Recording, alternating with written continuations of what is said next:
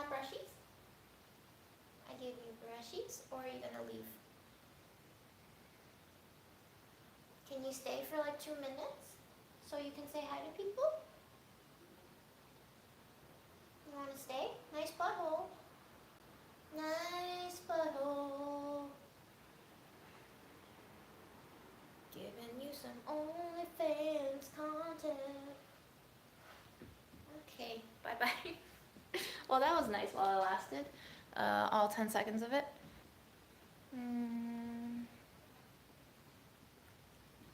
Bye, babes.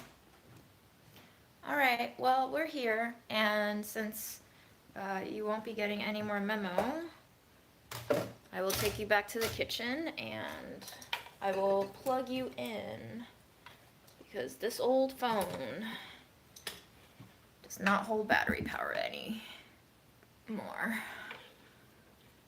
And I will also turn you around.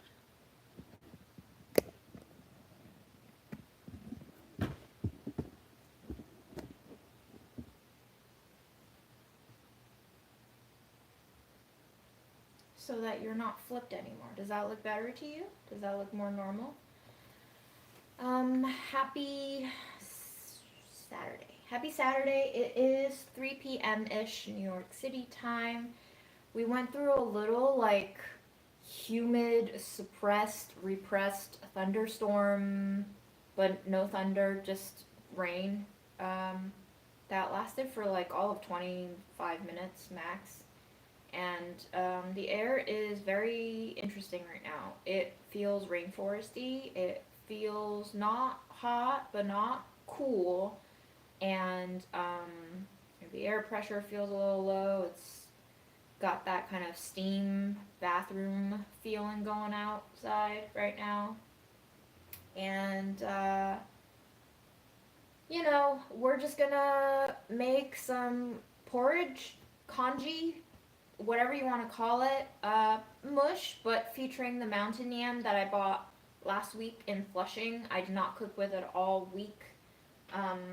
And I soaked some purple rice here, and that's going to go into the congee as our main starch, in addition to the mountain yams. And I also soaked some of the Rancho Gordo beans that I bought, like a quarter of the packet, so there's like $2 worth of beans in here. Fancy beans for me, at least. And they've been soaking for 5 hours or so. They're still not soaked through, but the Rancho Gordo beans came with this postcard that had instructions on the back for cooking methods, and it says check beans for small debris and rinse in cool fresh water, cover beans with 2 inches of water and soak 4 to 6 hours, optional. And usually I'm used to soaking beans overnight, but because apparently Rancho Gordo's beans are so fresh, they don't require that much soaking time. I'm intrigued to see how these beans turn out, but since it's a congee, we can just keep going until it is tender. And I'll throw the mountain yam in there, and I have a little bit of leftover jujube. These are from when Grandma was still alive. I bought a big bag, and I've been eating them, but I used to be able to give them to her. She used to be able to like actually eat them, chew on them. And over the course of her final months, she no longer really had strength to chew on them, so I've just been eating them slowly, but they're gonna get finished today, soon.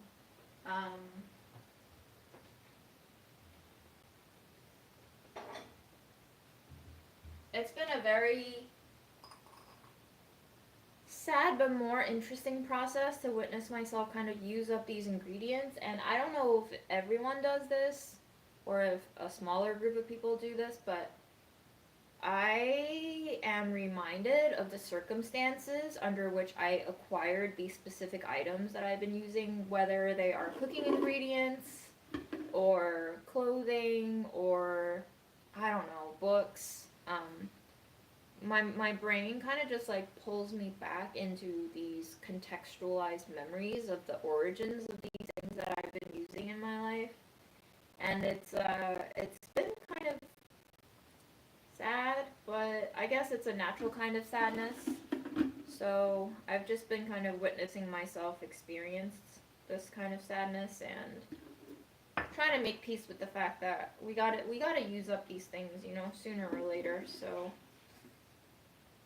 let's use them up. Let's use them all up. My brain kind of travels really far. It thinks about what it means for me to use up these things, and it kind of like spirals me into this very light, floaty anxiety of, well, does this mean I'm saying goodbye to that time of my life when like this ingredient still existed when I bought it, when grandma was still here, and it just kind of like vomits out this string of associations that are very emotionally charged. So kind of not drowning in that flow has been a skill that I've been slowly practicing. Um, just an observation, no real conclusions. I'm gonna rinse these.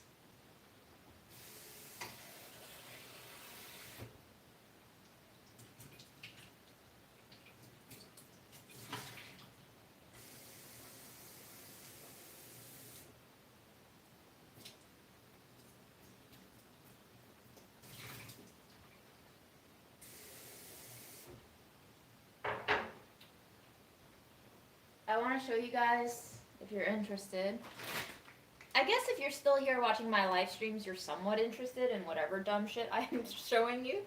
I got a $1 bag of Persian cucumbers because I've run out of vegetables to eat, so I just got myself some cucumbers to make a simple salad later. Maybe I'll eat it over sardines, canned sardines. I got myself some cheap cheddar, 2 for $4, because I'm almost done with my fancy cheese, and I don't know. Sometimes I just want cheap cheese, so I saw these on sale, and I was like, let's get some cheap cheese. It is healthier for me to buy more expensive, fancier cheese because it is way easier to feel more satisfied with smaller amounts of fancier cheese, and also the price plays a part into it probably too. Just like psychologically, I'm thinking, well, that block of cheese cost $8. I can't like eat it all in one go. But this block of cheese costs $2. I'm not gonna eat it all in one go, but I can if I wanted to. You know what I mean? Um, in addition, I finally saw some eggs on clearance. I haven't seen this. Medium size, so they're like smaller eggs, but the best by date is 2 days from now. So I got 2 cartons. There were 5 cartons total, and believe you me, I was tempted to be like a hoarder and just like get all of them, but I only got 2, um, and they were $3 for a dozen eggs a piece. So I figured, why not? It's been months since I last bought eggs. The last time I bought eggs was farmers market eggs, and grandma's still alive. And it looks like these used to be $3.99, and they've been slashed to $2.99. Maybe if I go back tomorrow, they'll be $1.99. Who knows? All right.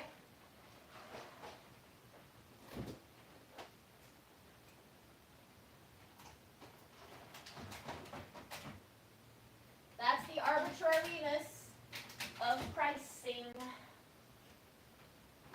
Okay, so these are the mountain yams that I bought last week. We got the thicker ones and we got the skinnier ones, and I don't really know if I should make all of them into congee. I was thinking of making like maybe the thicker ones into congee, and maybe this guy, I don't know, like a savory stir fry recipe. It has a sliminess to it, but I'll think about it while I clean them. If you've cooked mountain yam before, I'm happy to hear your ideas on what you think we should cook with those.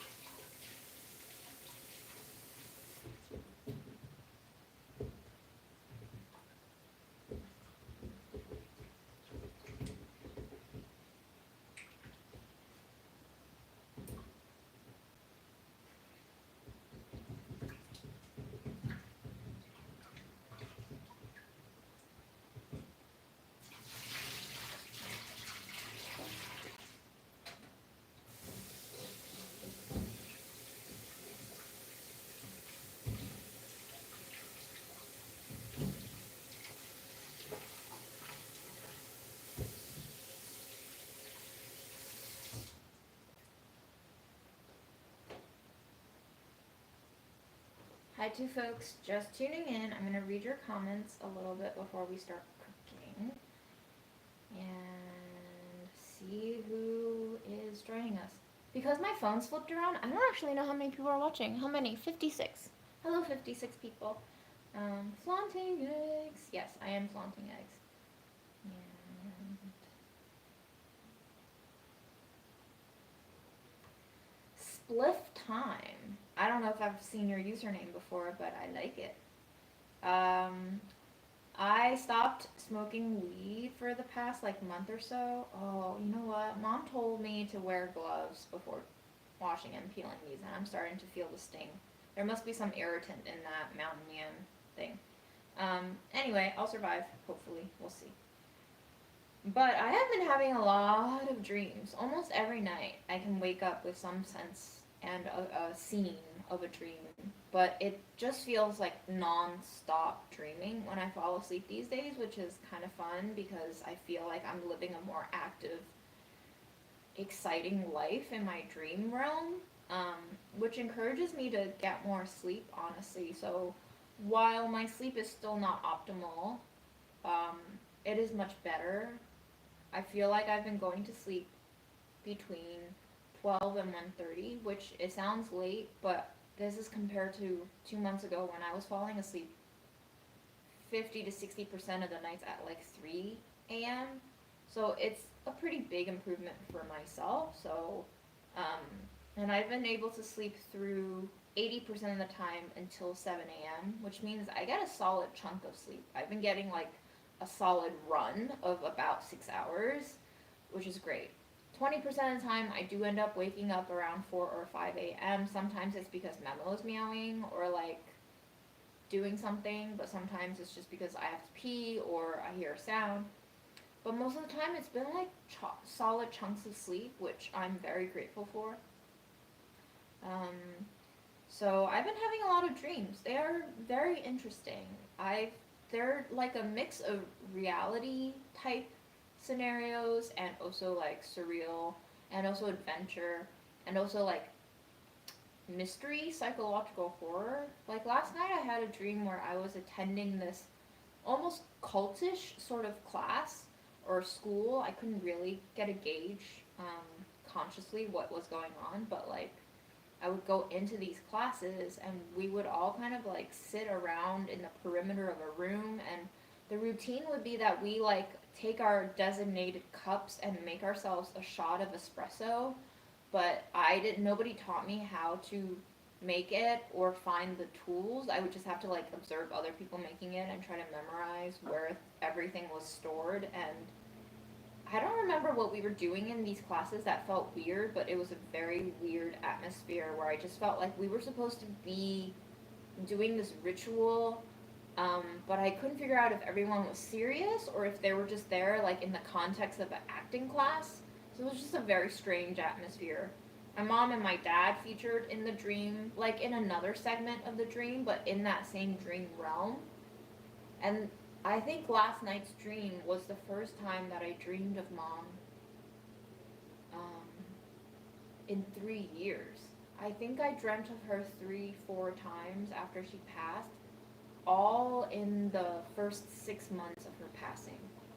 And so it's been over 3.5 years since she passed. I think she passed October 2021. Yeah. So it's been 3 years since I can recall seeing her in a dream, and so I woke up today feeling just like very detached almost, because the dream had me embody a younger version of myself. I felt like I was a student age June in that dream, and I was much more physically able and agile, and I still felt like there was a sense of more childlike wonder and adventure seeking and like optimism, almost just kind of that youthful optimism that I haven't really found myself embodying in a while. And mom in this dream, it was different from the other dreams that I've had of her since her passing, because I think in those dreams, right after she had passed, I was very cognizant of the fact that my mom was dead, and that I was, at least like after I had woken up, I was like fully aware of the fact that my mom is not here anymore, but I had just dreamed her. And in kind of recalling those dreams, I framed them in the sense of mom is gone now, but you just saw her in a dream. And so that was kind of like your dead mom's spirit reaching out to you from the dream realm and communicating with you in that sense. But this dream that I had this morning, last night, this morning, was different because it was like I was living a story. It wasn't real to me the way that the previous dreams with moms felt real. This dream felt it was recalling like a time capsule memory almost, because it was very natural and normal that mom was in this dream. It didn't even like occur to me that I shouldn't be seeing mom. I remember in one of the dreams I had, right after mom had died, I remember even asking her in the dream, like, where have you been? I thought you were gone. And she was like, no, I've been here. I'm still here. But that dream was like a very solemn tone. It was very somber. It wasn't like, oh my gosh, you're back. I don't know how this happened, but like, you're back. Um, let's celebrate. Like, mom didn't seem very alive in that dream where I was having this conversation with her. I was very excited in that dream to see her again because I fully did not expect to see my mom again. And this dream was just living life with mom. She was just mom in this dream. And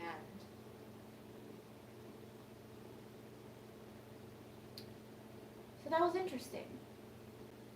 If I'm going to grade myself emotionally, I was thinking about this right before I went live, and I felt like the right number was 0, but the scale for this emotional rating isn't from 0 to 10 today. The scale for this rating is the entire numerical system, at which 0 sits at a neutrality point of neither being positive nor negative. I feel very,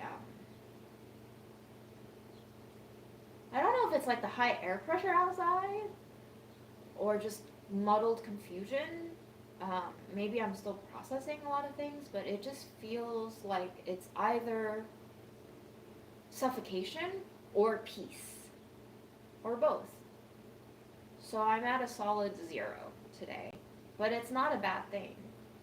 I think it's quite a good thing. It means that I'm not agitated either way. And I think it means that I'm trying to figure out where I'm at in life.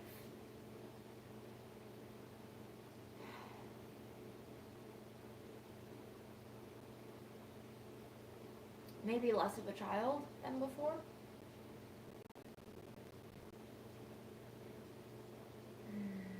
Hi, Naz.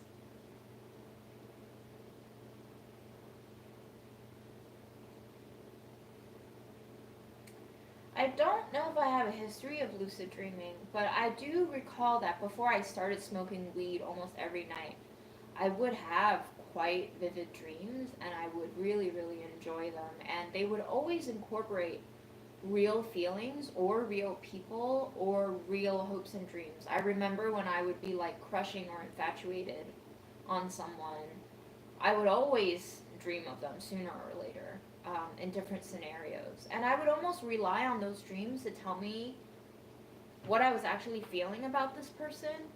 And it was very interesting how sometimes those dreams are very accurate in depicting the dynamic that I had with that person. But only in hindsight, in reality, would I be like, oh shit, like that dream that you were hanging out with him in that apartment and like weird gaseous things started seeping in through the walls.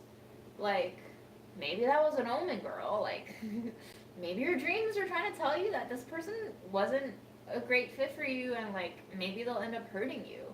Um, so I've always really taken interest and fascination and appreciation from my dreamscape because I feel like my mind churns through a lot of things, and dreams are a place where I really get to process a lot of things that just don't make sense. And maybe as we're all realizing more and more lately, a lot of things in life that we thought should make sense and do make sense actually don't make sense upon further inspection. So, cheers to dreams.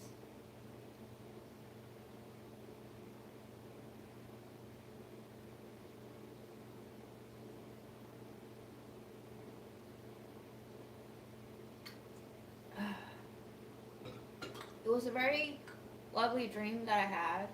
Um, because like my mom and dad were both there and it felt like they were still together and they weren't like super angry at each other or super resentful, which is eventually where their marriage ended up in reality.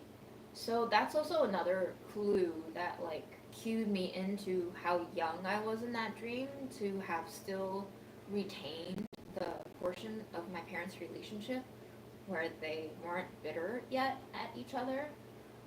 That really kind of like carbon aged, carbon dated the segment that I was trying to pull up. So, yeah. All right. Well, I'm going to put these in the fridge.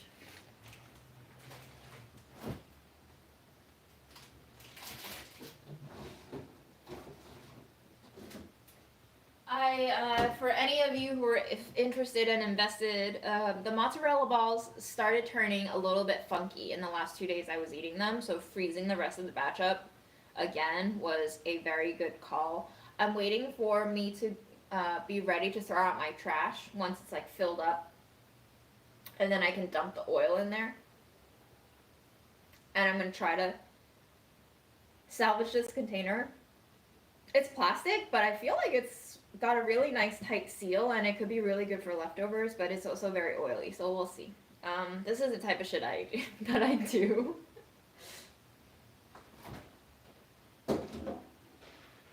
Okay, let's see.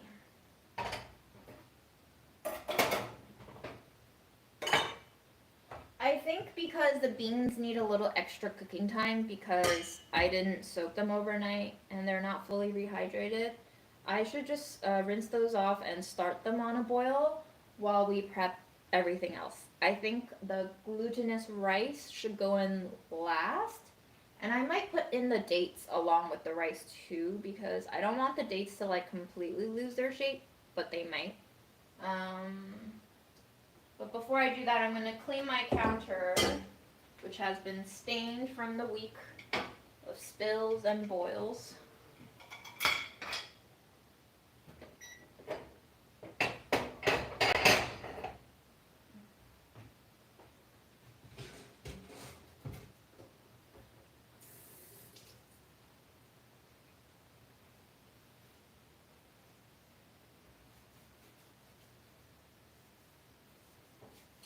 I feel like the month of April has passed by in a very interesting pace. I feel like the first 2 weeks of it felt normal and the last 2 weeks of it felt like it just kind of like slid away the way a dropped ice cube kind of skitters across the countertop and just like falls. I don't know if anyone else has experienced April in a strange way. But that's how this month has felt to me.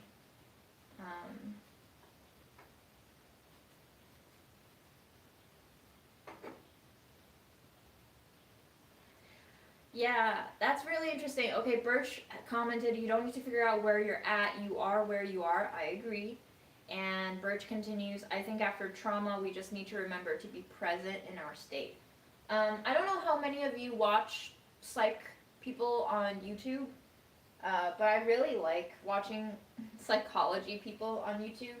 And one channel that I've loved for over a year now is Heidi Priebe, and she goes a lot into attachment style kind of issues, but also lately she's been digging through CPTSD symptoms and habits, behaviors, and like how to navigate those, and just like how to hold yourself through navigating those. And I just watched a video today, actually, where she was making the distinction between what is a trauma and what is a hardship.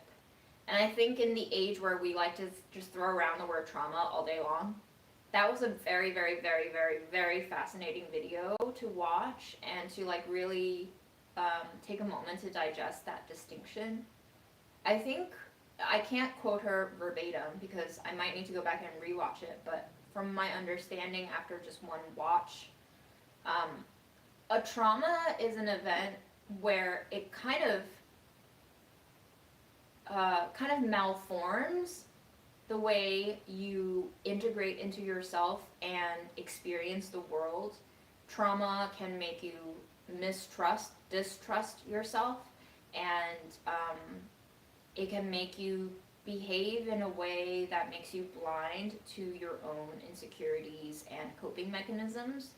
Whereas a hardship is obviously something that is very difficult to experience, but you are equipped to kind of make the distinction between yourself and identify and preserve your sense of safety through that hardship, so that it doesn't actually contort and distort the way that you experience yourself, and that you are still very much in charge of how to process that.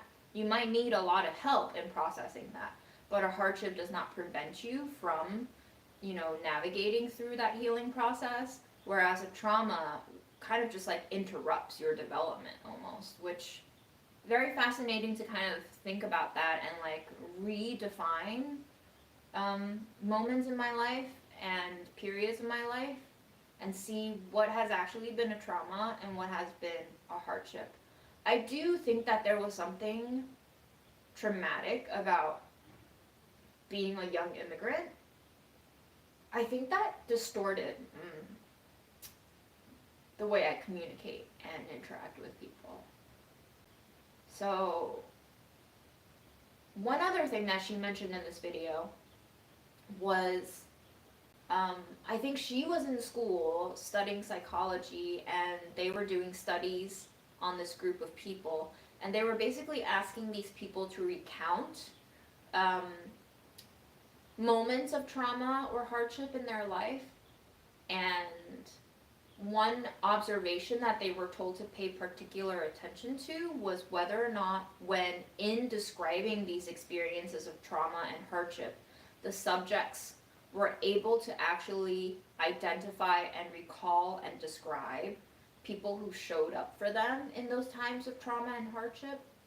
And I think back to like one of my like first memories that I still recall from when I was living in Japan at the time. So I was like 3 or 4, so very, very young. So very like formative experience for me to like wake up and not find neither my mom nor my dad in the apartment, and just being like scared out of my mind, running through the apartment and finding it all empty and being like, well, where the fuck did my parents go, as like a toddler. But I do recall that I've always recounted this memory with it ending in me running downstairs to find the landlady who lived in the floor under us, and her welcoming me into her apartment and pouring me a glass of milk, and remembering her cat jumping onto the table where she set the milk and sniffing it. I don't know if that's a real memory component, because my dad later told me that I had smashed 2 different memories together. He was like, the setting is wrong, like that's not when that happened, that's not when I left the country. And I was like, oh, interesting. But to me, that was fascinating to think about, that there was like a savior role in that story for me. So some things might not be as traumatic as you may think they are. And it's all about like the stories that we tell ourselves over and over again, and it's about what we would like to believe in, which narratives we choose to tell again and again, and whether or not we want to integrate those hurts into us and resolve them in a way that doesn't deny the hardship, but also assists you in resurfacing the more resilient parts of you that are able to withstand these trials. Um, so I would highly recommend for anyone who's interested in psychology and learning about yourself, if you struggle with these issues of like self-doubt and relationship miscommunications, Heidi Priebe. I love her channel.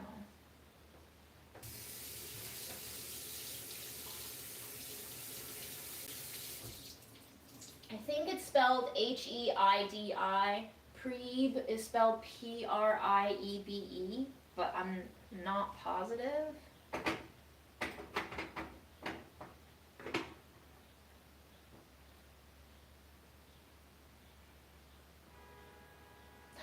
A black bear? That's cute. I didn't know bears hiss. That's adorable. Was the bear okay? Were you okay? Clearly you have survived. Congrats. Happy to have you here in one piece, hopefully.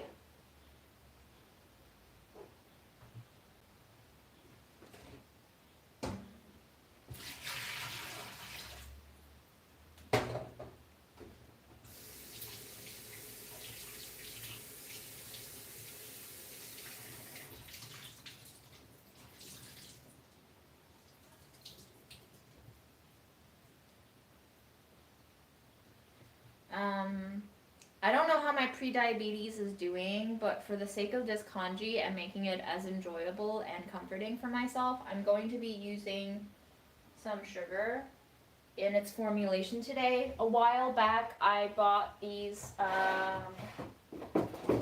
like bars of less refined sugar from the Chinese supermarket. So I think I'm gonna drop those into the soup. I don't know how many. Maybe I'll take like 2 smaller bars and drop them in. But yeah, they're bars, so they're great for like making porridge and kanjis with, unless you grind them down, but I don't feel like doing that.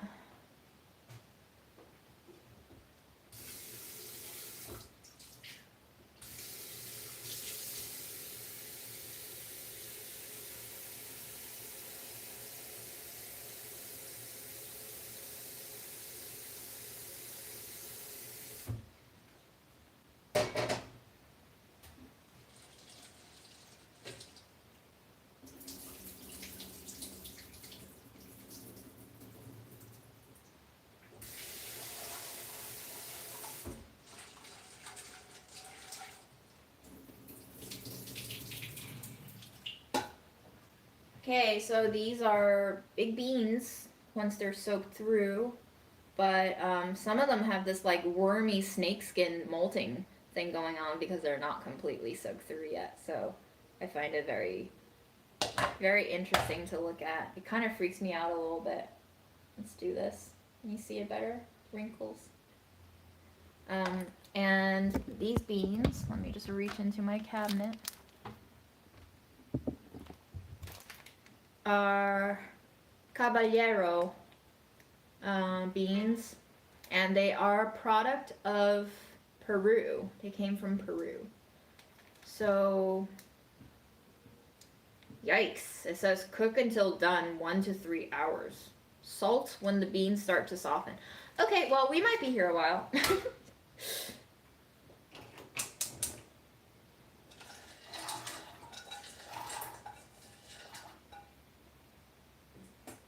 But don't worry, I have other things to eat if these won't be good for a long time.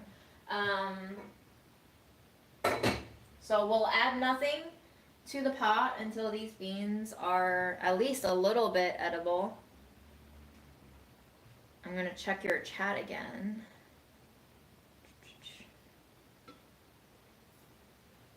I really do. I'm starting to think that the dream world should carry equal weight as this world. Especially as this world descends into this kind of like surrealist realm of being. Like, it's just wild what's going on. And the amount of out of control that we feel while these things go down makes me feel more like I'm living in a dream. I don't think I'm the only one, but I don't know if anyone else has like thought about it this way on a large enough scale yet to give this a term, but like science fiction has been describing our world for decades now. So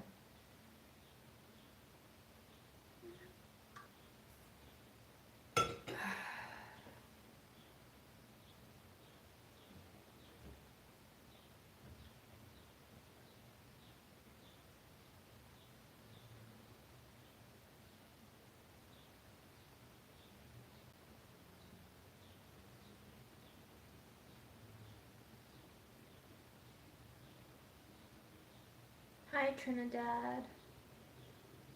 We still choose the bear. Yo, I feel like I've reached a new level of like understanding where the mass of men are operating at, and it's not a dig at men. I'm actually reaching that point where I'm like, wow, this is really sad. Like, I feel sad that this is where we're at.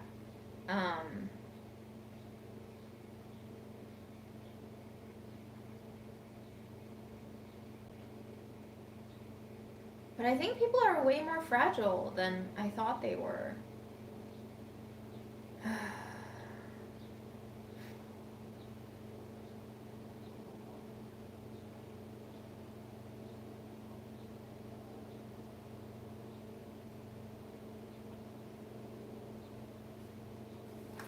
Yeah, this is caballero, so I don't think it's hair. There's no hair. It's a very smooth bean. It's a nice little white bean. It looks very creamy.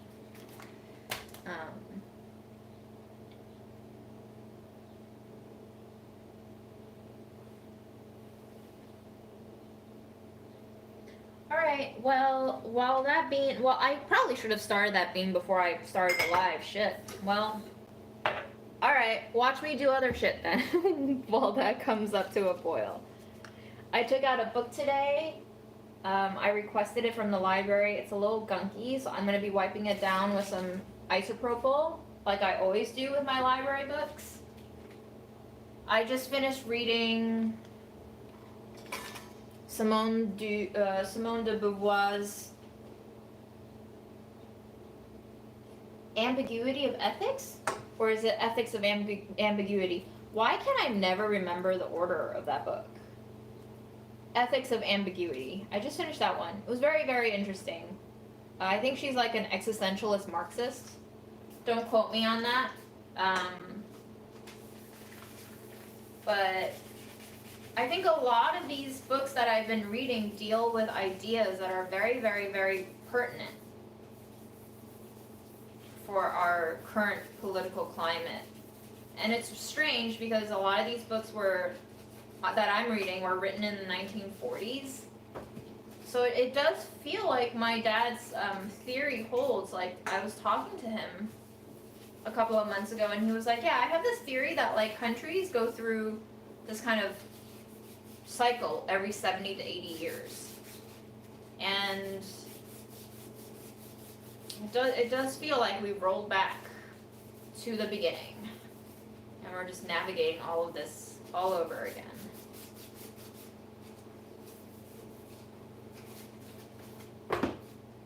But I did just post on Instagram the very last paragraph.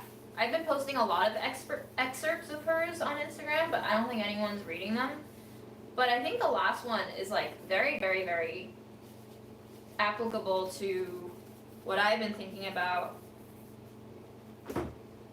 sitting at home wondering where all this is going, wondering what I should be doing, if anything, wondering if there's a right way to live. And I'll read it to you after I finish rubbing down this book, which is, as usual, pretty grimy.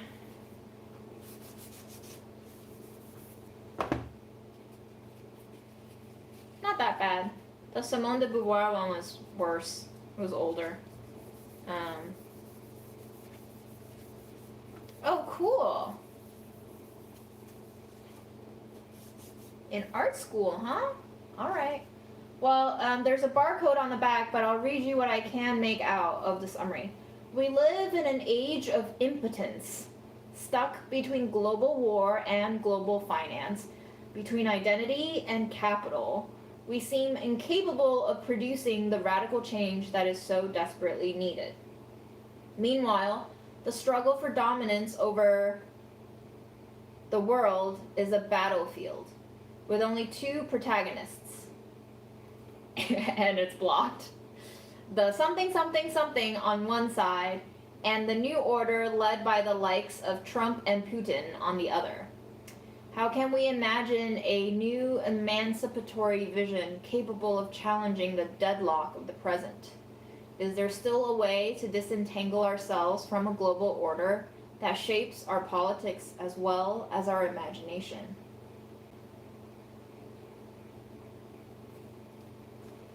Overcoming the temptation to give in to despair or nostalgia, Berardi proposes the notion of futurability as a way to remind us that even within the darkness of our current crisis is a better world. I can't read it, sorry. I was trying to make it out, but I don't know if I'm reading the right word, so I won't. But anyway, that's what's gonna be queued up in my reading list. But I also have two other books that I took out.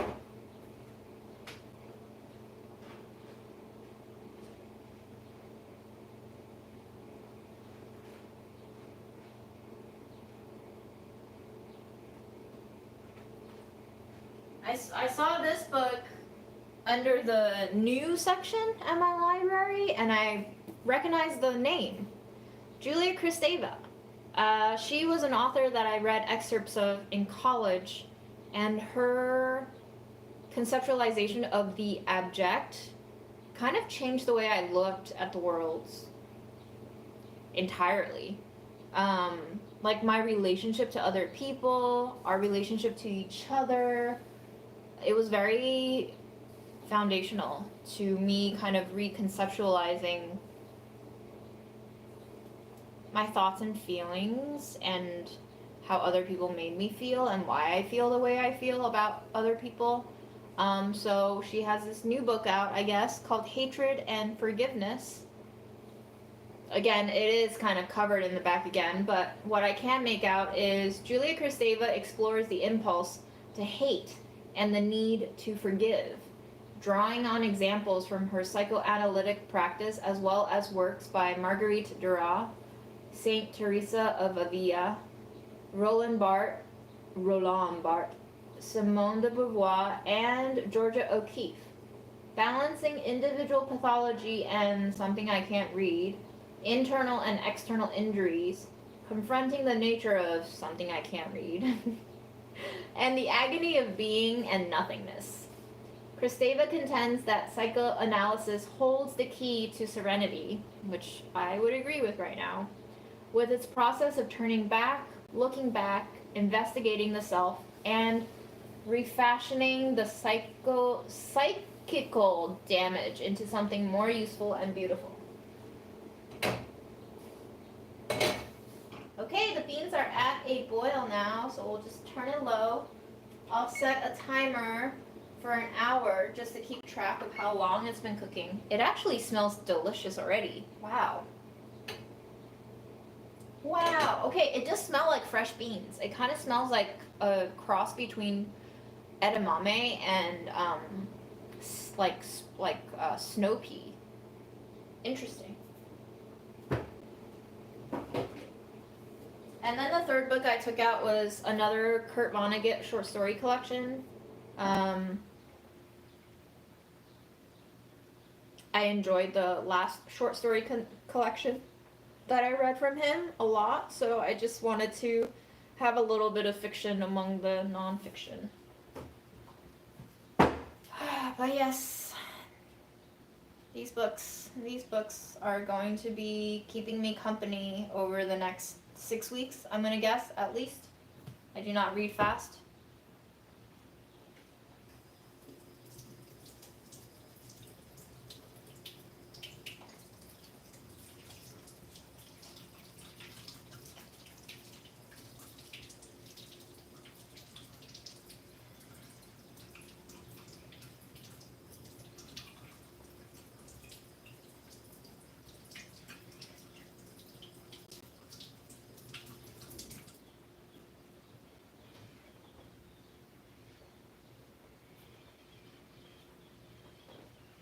Oh, interesting. Okonomiyaki. Man, I wish I had cabbage. We could make.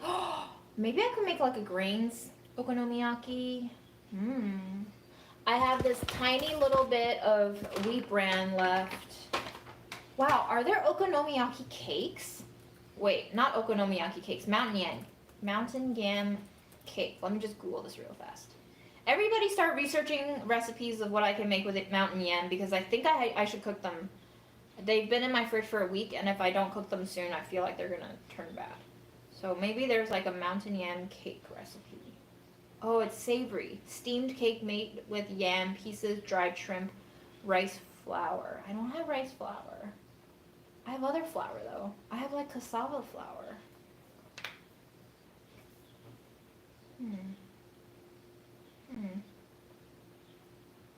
Yam cake. Yam cake.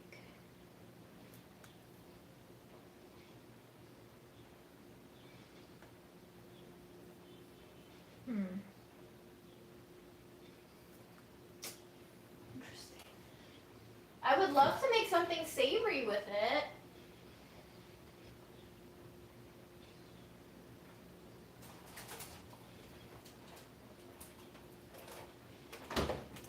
I do have those sausage pieces. I have these mushrooms. And I have these leeks. We could try to make like a savory mountain yam cake. Why not? Let's experiment, no?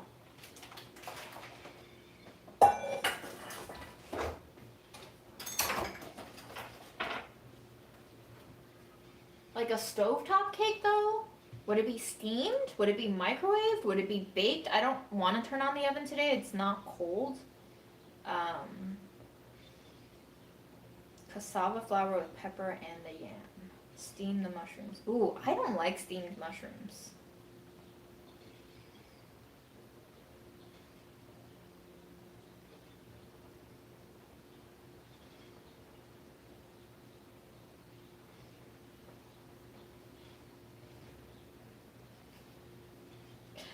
I would love to start reading smut.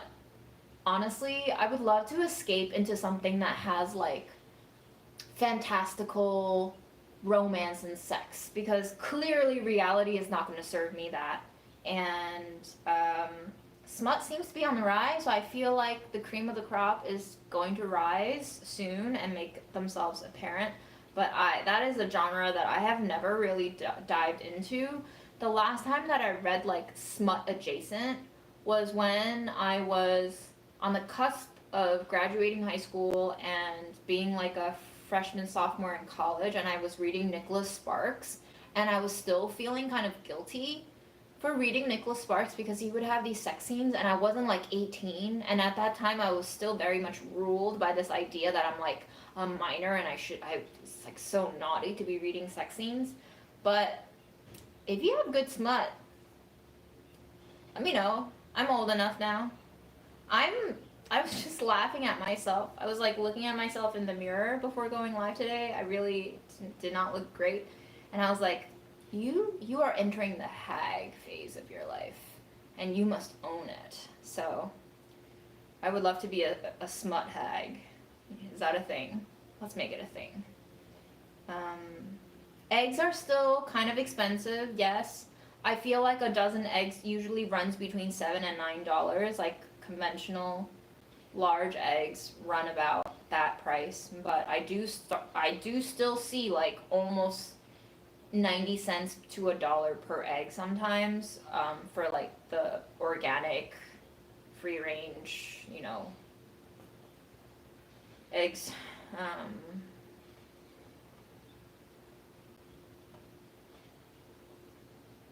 Are there any particularly memorable short stories from the last collection?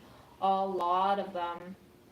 He had one where there was basically an AI, and it was like a Cyrano de Bergerac, but Cyrano was the AI in this case, and it was just so sad and sweet. But the beauty of Kurt Vonnegut is I feel like he sees reality and the sadness of human condition and like the tragic brokenness of human condition so clearly, but he accepts it in a really like, it's not resignation and it's not optimism, but it's somewhere in between those things, that he delivers these stories as if they were parables, but they read so enjoyably, and he writes them with such a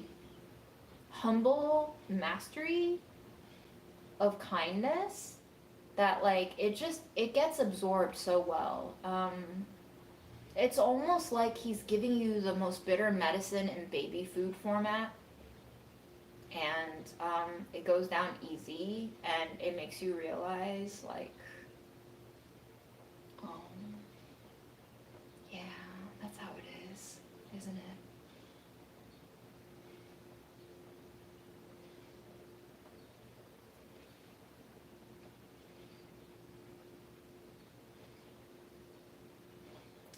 If we make a pancake, I would have to shred that mountain yam, yeah? So maybe I'll cook most of it in the porridge and like shred a little bit, because I really don't want to lose any fingers today. We can definitely shred.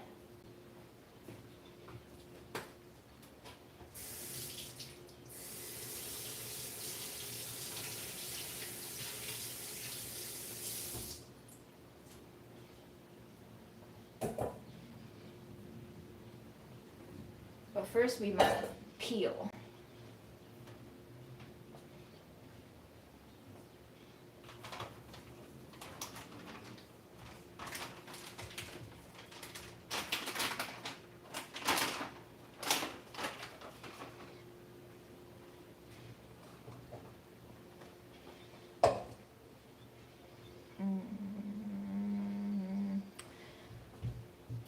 That was my brain processing, don't mind me.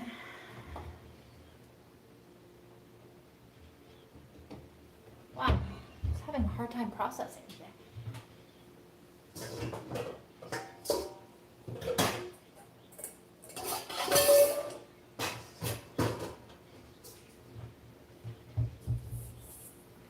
I've been experiencing one of the most excruciating knots in my upper back, and it's refusing to go away.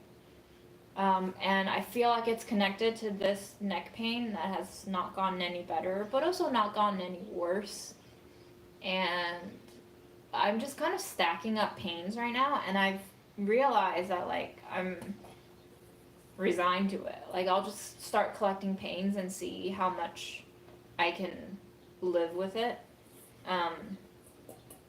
But if this is gonna be my life, no better time to start practicing living with it than now.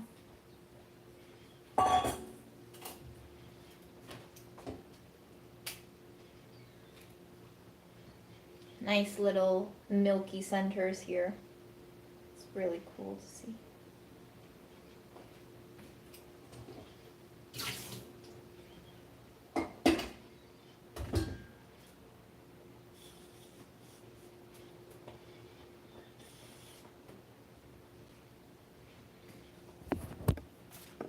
I'm unplugging you so you can come to this side and I can check my frame.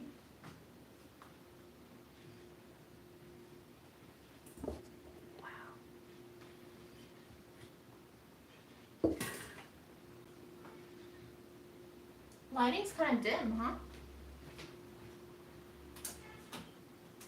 Wow. Having the lights off was so amazing just now. Not conducive to video, but I have been getting more sensitive to light lately. Not sure why, but the world on my end is becoming darker.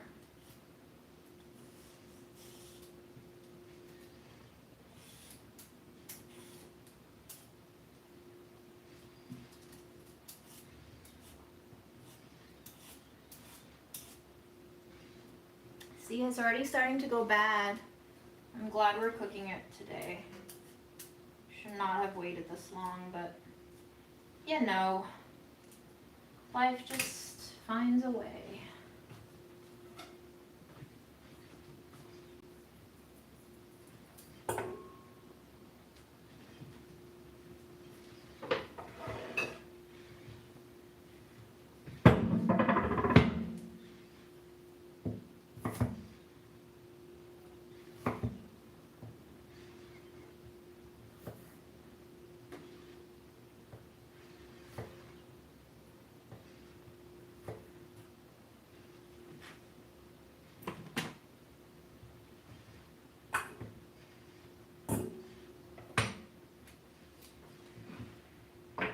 I really don't like this lid. It's making this like little high-pitched sound. Sounds like the pot's crying. Makes me sad.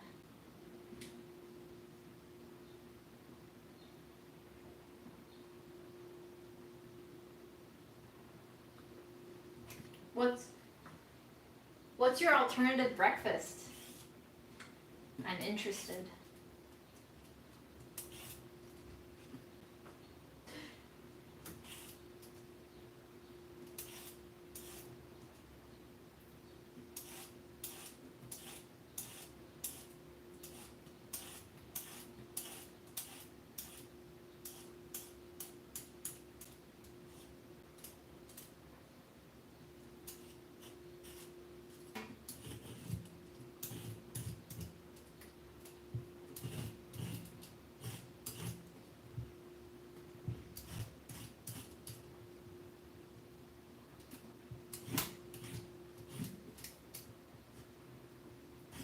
Getting really slippery. Gotta go slow. Save those fingers.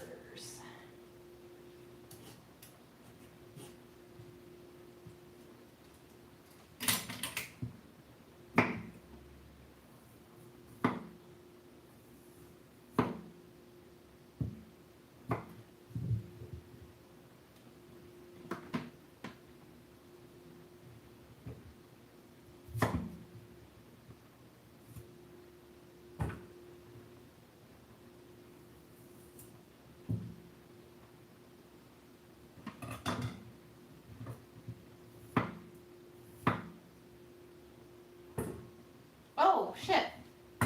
I forgot to read you the Simone de Beauvoir. I really want to do that. It was very meaningful for me to read it because it like echoed back basically a half conclusion I had come to for myself regarding what makes life worth living. You know, after seeing a continuing genocide not get better and people just living their lives as if whatever, it really made me like question a lot of the whys that I've always questioned, but like, let me just read it.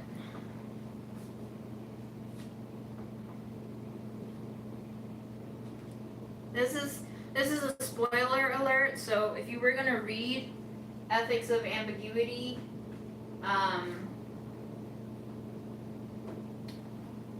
you've been warned that this is the very last paragraph of her conclusion.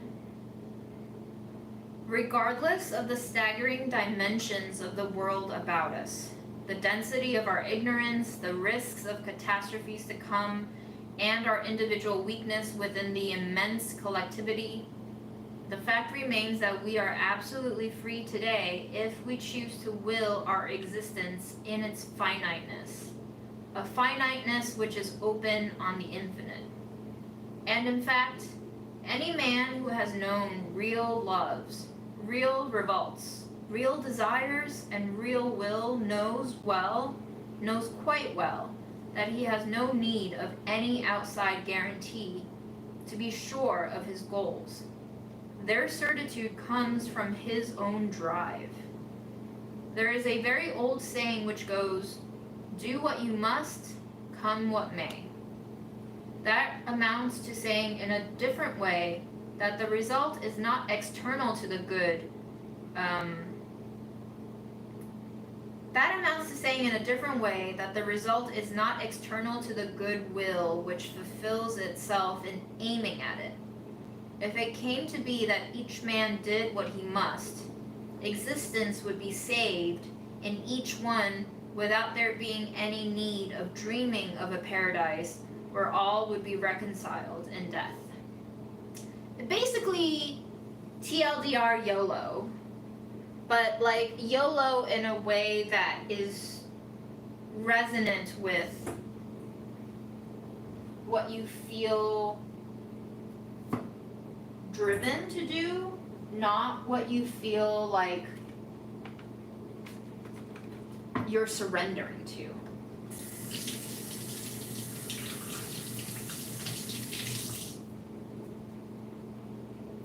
But I really appreciate that. Look, that long stick just yielded 3 short ones like that. It looks so much more intimidating when it was like one whole stick, doesn't it?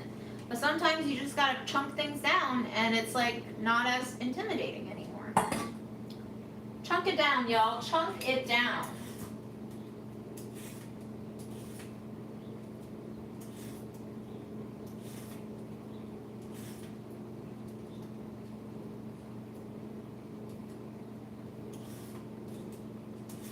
I think she's a little hard to read, but like not the hardest to read. I feel like when I was in college, I had to read Heidegger, and I couldn't make it through like a quarter of a page without feeling a headache come on. She's not like at Heidegger's level of opacity, but there are certainly easier writers to read. Kurt Vonnegut being one. I feel like all of their ideas kind of come together and agree with each other. Ultimately, the heart of truth becomes evident in repetition.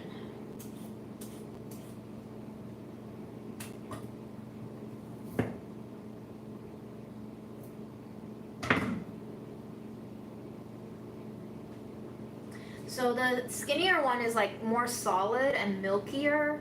And I don't know if you can see, but the fatter one is like more translucent. You can even see like it feels more watery, almost porous. And yeah, my hands are starting to itch now. So I think if you have sensitive skin, I would definitely recommend that you use gloves. But gloves might make it even harder to prep this since it's so slippery.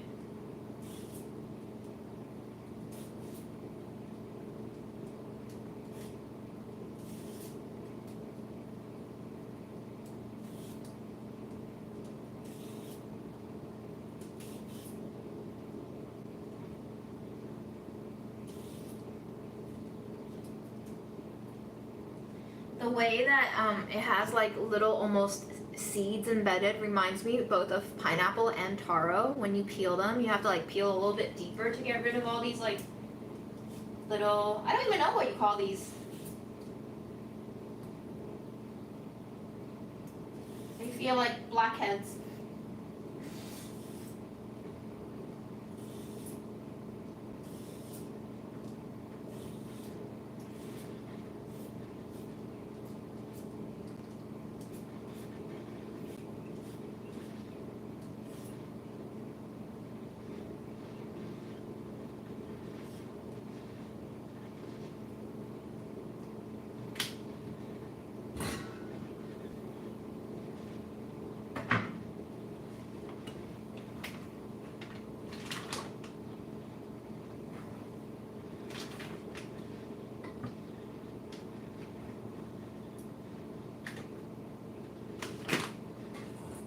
That's actually not a lot. I thought we were gonna have more than this. This is doable. Very manageable.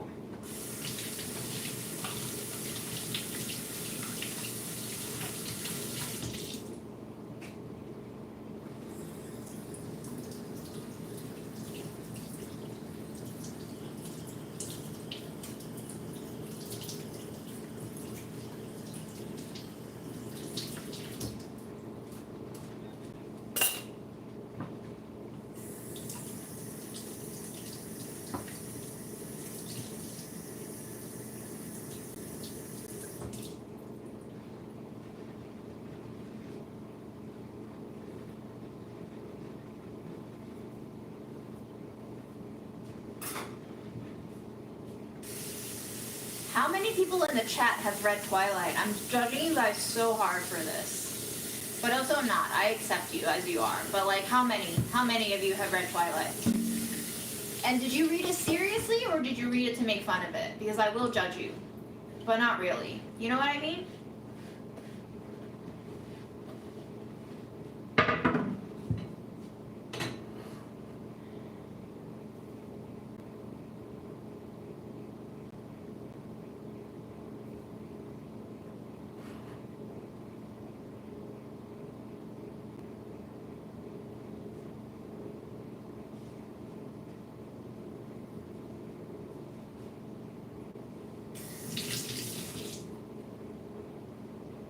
I'm gonna slice up some ginger for our congee, and I'll slice up the mountain yam for the congee as well.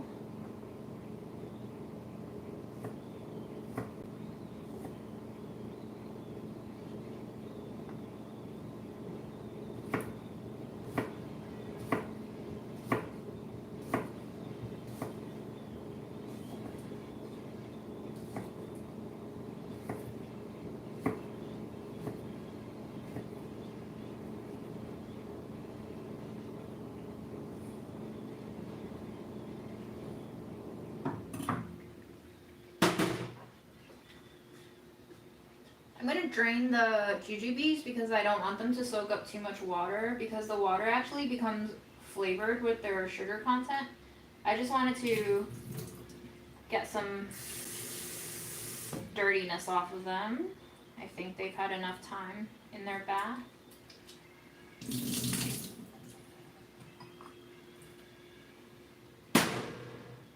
And this rice water also looks very colorful.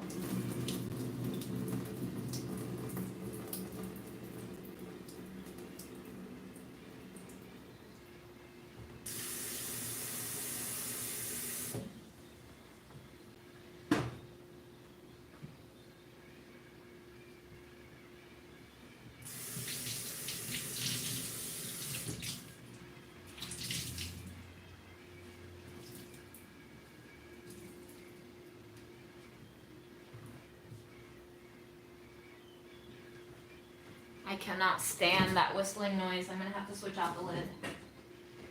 Which is currently holding my leftovers, which we can eat.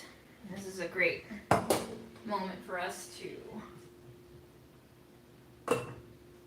switch that out.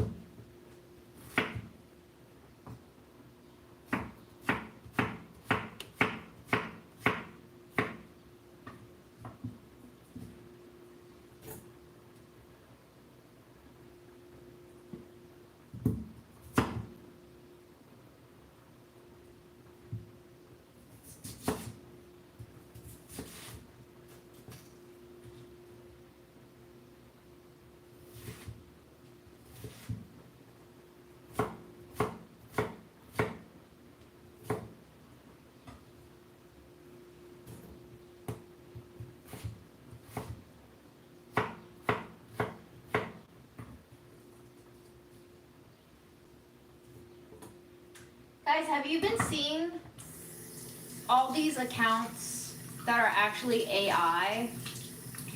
They look like real people talking to you, like I am talking to you right now in a room that looks very homey and real.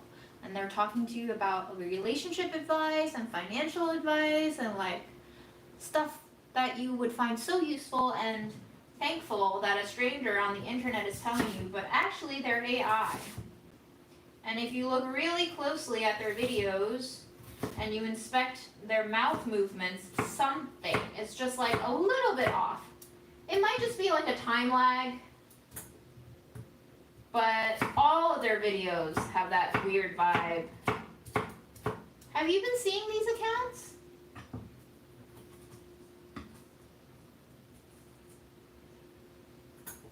Every week the internet feels scarier.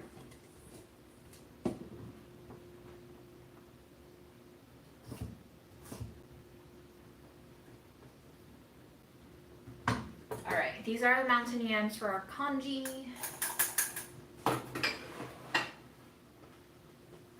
So all of our ingredients are lined up there.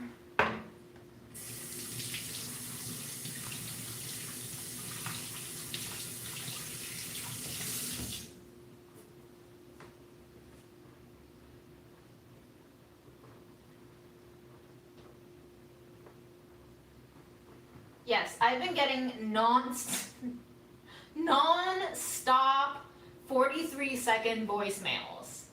All the timestamps on them are 43 seconds long about my pre-approved loan. Every day I get about 7 of those calls, 4 of which I don't even see and it just goes straight to like rejected. Three of them sometimes I catch 2 of, and I get like 1 to 3 voicemails every day. Like, our world is so noisy with trash. And sometimes I'm like, I'm trash too. Like, I'm sending trash out into your world. So weird. It's so weird. This future is weird. Strange.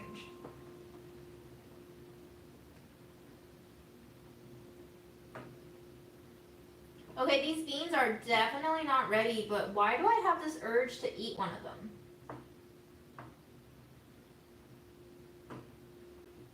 It's like, I just know they're not ready. They're not ready, okay? I can see the semi-translucence of it in the outer quarter, and, well, it doesn't want to be eaten. And then most of it is not. But I still want to eat it.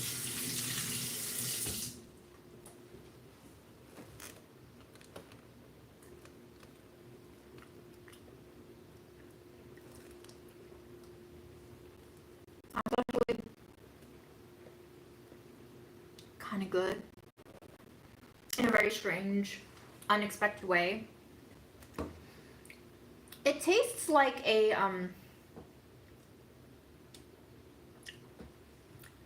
the flavor of it is like a brie and a baked potato with a little more earthiness to it. The texture is very strange because normally when I have a bean that isn't fully cooked all the way through, it's got like a crunchiness to it. This doesn't. This is like fully starchy. That was fascinating. I might try again in 20 minutes. That was half an hour. That was after cooking for half an hour. Okay, let's chop up. Let me think about the order of things. Let's chop up these shrooms and these leeks, and we'll consider what we want to use them for after the fact.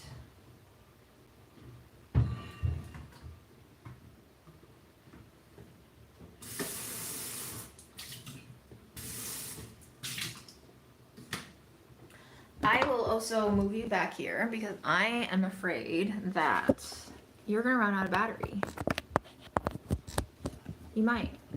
We just don't know. I block them constantly and delete them constantly, but somehow there's like endless infinity numbers. They've bought up all the numbers.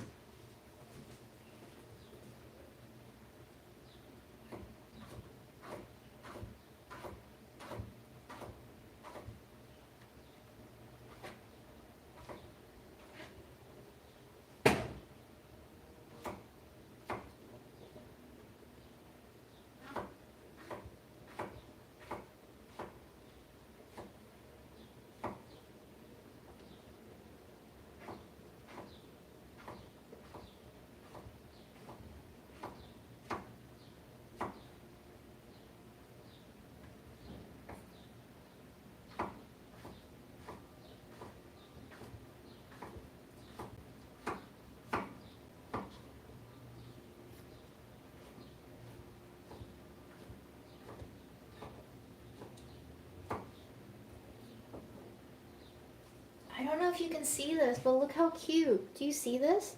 The frilly edges on this mushroom? What a strange organism. It's like, it's got little teeth. It would be better if I had a black background. Is that better?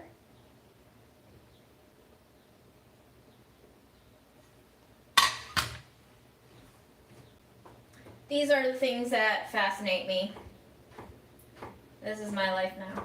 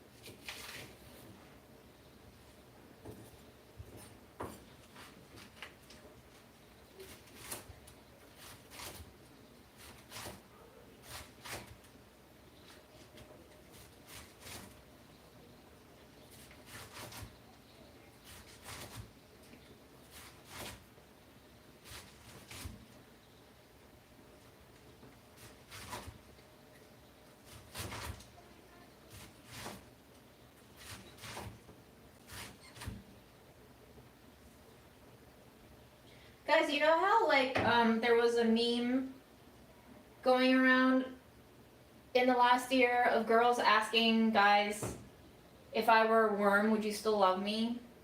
I just realized that for the past 10 years, I've had a platonic version of that question, which was, if I committed a crime, would you bail me out? Would you? I'm asking you guys right now, if I committed some sort of a crime, which could be a valid crime or a total bullshit crime, how many of you would actually contribute to a bail fund for me? Gary, take notes. Write down all the names. Don't lie. Be honest.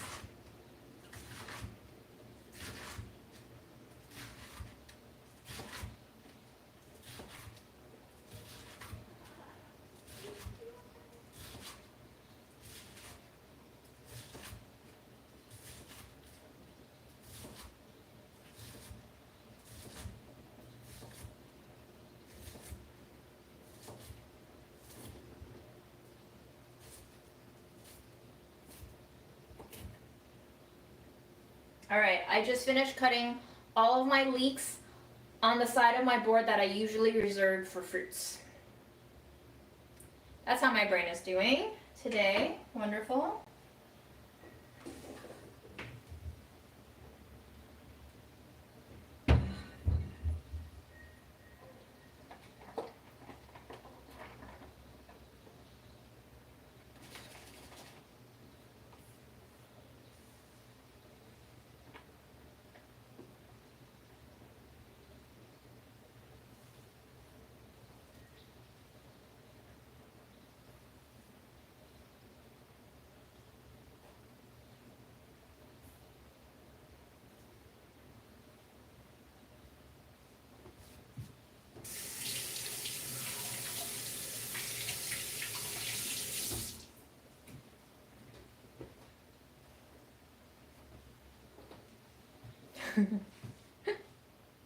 Depends on the crime, yeah. That's usually what, my more logical friends say.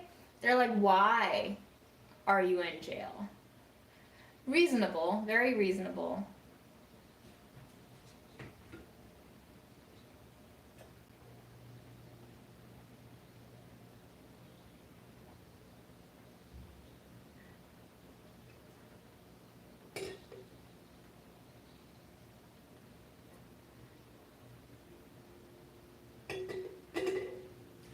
Girl, don't contribute if I'm getting deported. I'm getting deported. There's no fighting that. Wow, Birch is a real comrade, sitting right next to me. That would be cute. I don't know if they would let you in. You would have to commit the same crime that I did, probably, in the same district, at the same time. I don't know if we would get booked together, but I appreciate your solidarity.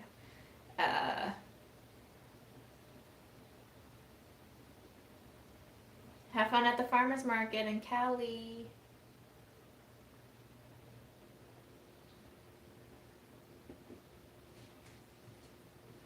I'm gonna try to stay in the US, but at this point, I don't think people get a say.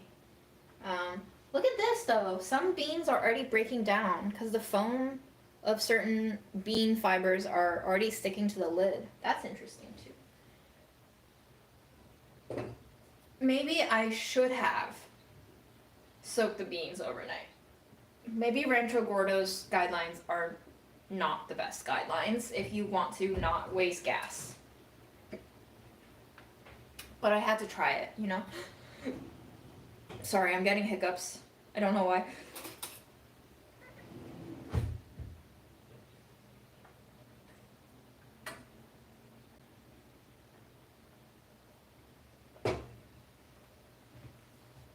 Yeah, this bean looks like it's already busted. Look at that. Some of them are still hard as hell and wrinkly, and this one's busted. Creamy. This one's already creamy. How did that happen? I guess it's the matter of like who, wow, slipped out of the skin. Did you see that?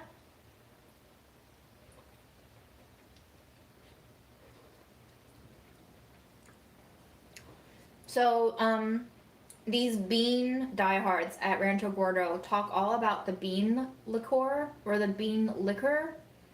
And apparently if you just boil the beans and the bean water has so much flavor because the beans are so good, they like savor it. And apparently each bean has a very specific bean liqueur. So I'll take a spoonful out in another 20 minutes. But I might pop the rice in soon. I don't think I can do lives on YouTube in China. Not on YouTube. Google is banned in China. There's firewalls that prevent you from accessing the whole Google suite. No more Instagram. There are certain influencers who do have access, but I feel like they've been given the green light from the government. And they're, you know, there's like soft propaganda, you know? So maybe, but given how outspoken I've been on both sides of the fence, I don't think I would be given that green light.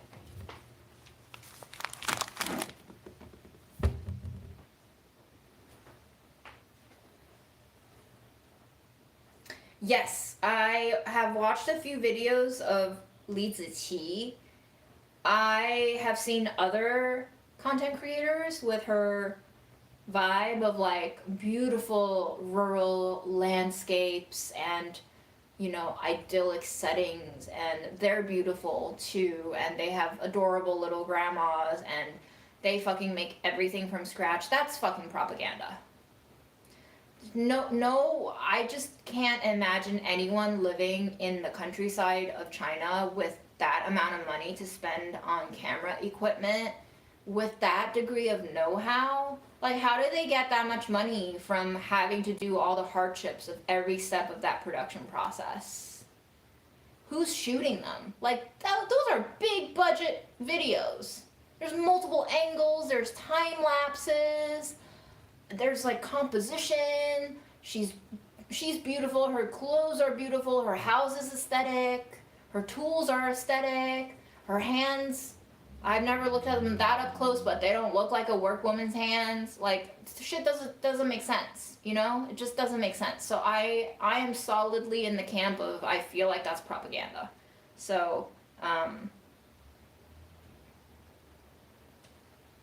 that's my take on creators like Li Ziqi. I don't believe in nobody. I don't trust nothing now. Alright, we're gonna try to save our hands and grate this shit. I'm gonna do the big grate because I don't want to take forever on the small grate. And I will go slow, slow, slow.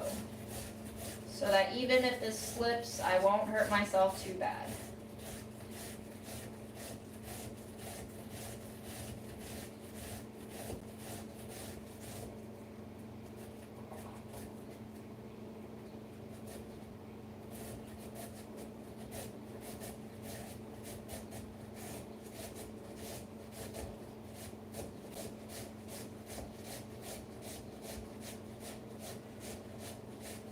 We could make like a omelet now that I have eggs.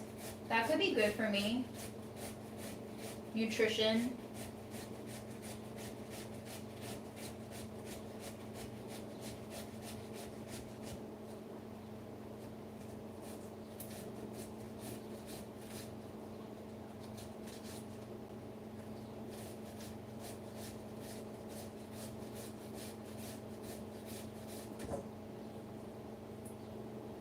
It's happening.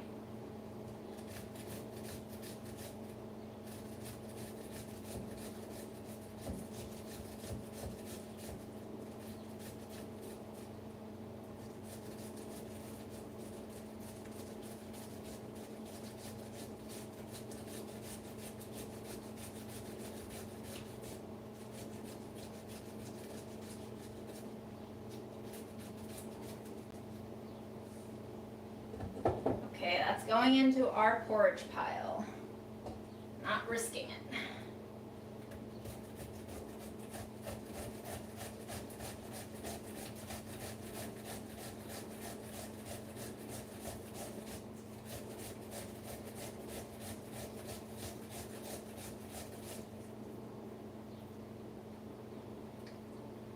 Oh, I don't know why I just tasted that raw. I don't think you're supposed to eat it raw. Am I gonna die now? Fuck.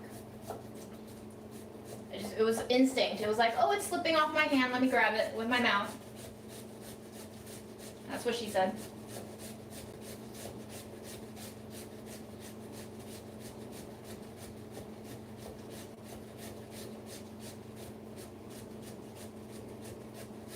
What's the Four of Swords?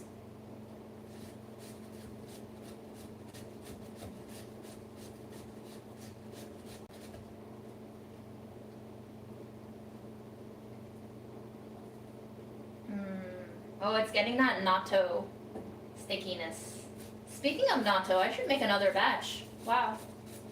Forgot about that.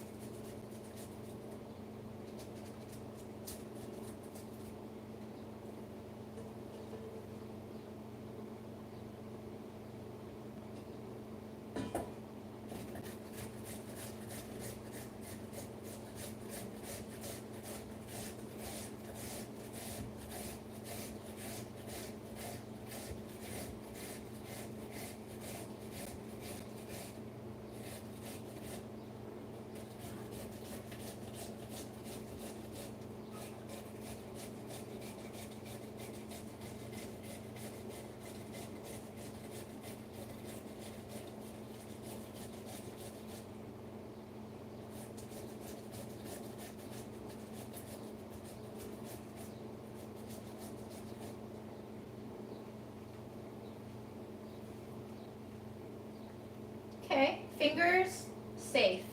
Wonderful.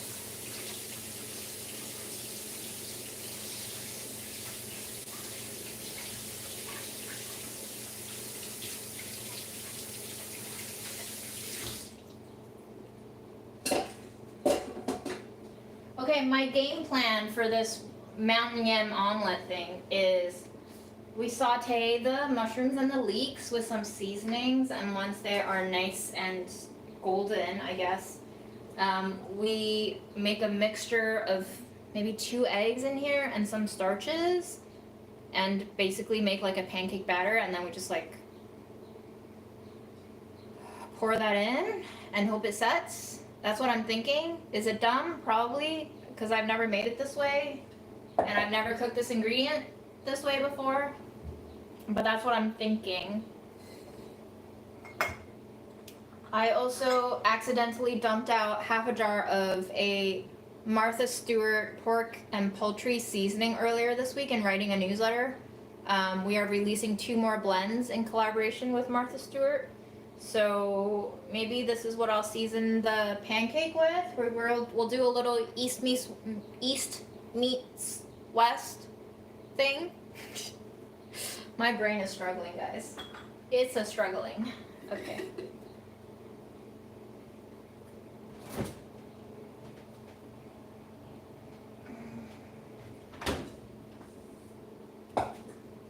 I should also smash some garlic in there, I think.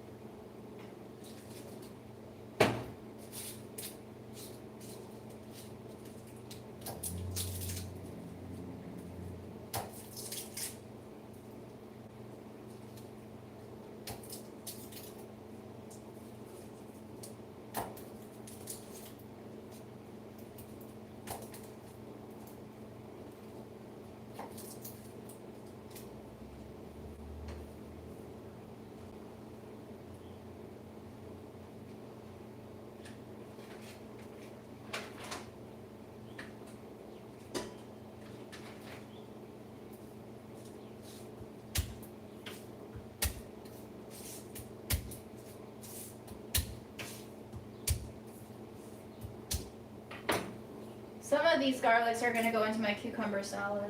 I'm just peeling them now. I'm not that crazy. Sometimes I am. But there is 6 cloves here.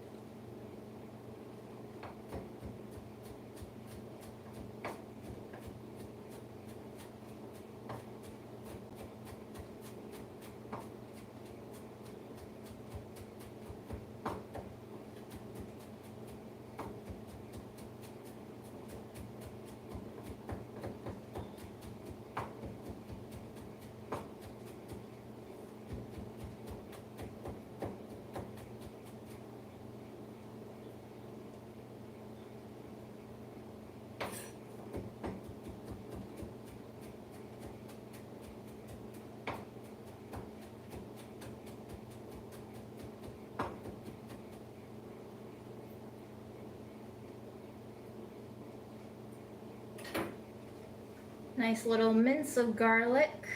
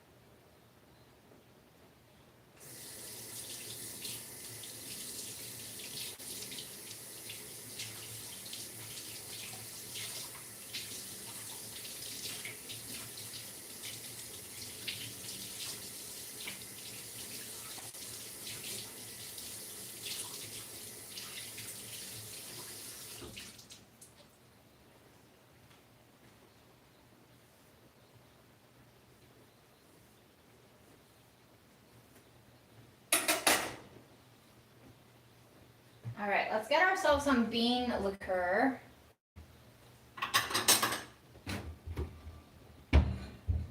See what this is all about.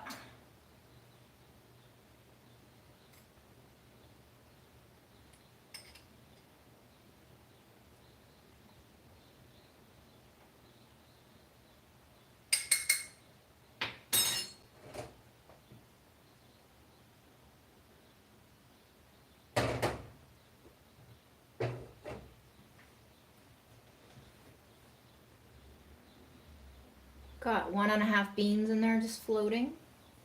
It looks mostly broken down, but not all the beans are like this.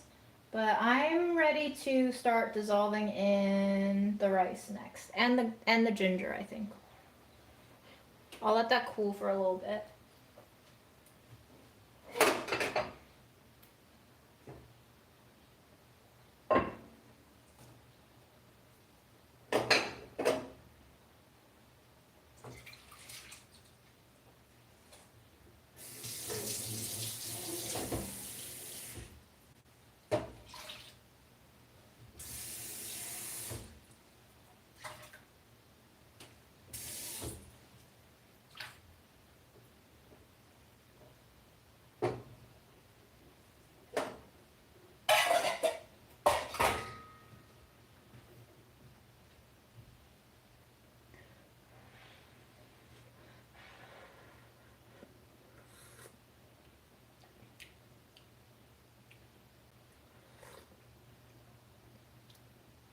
Interesting.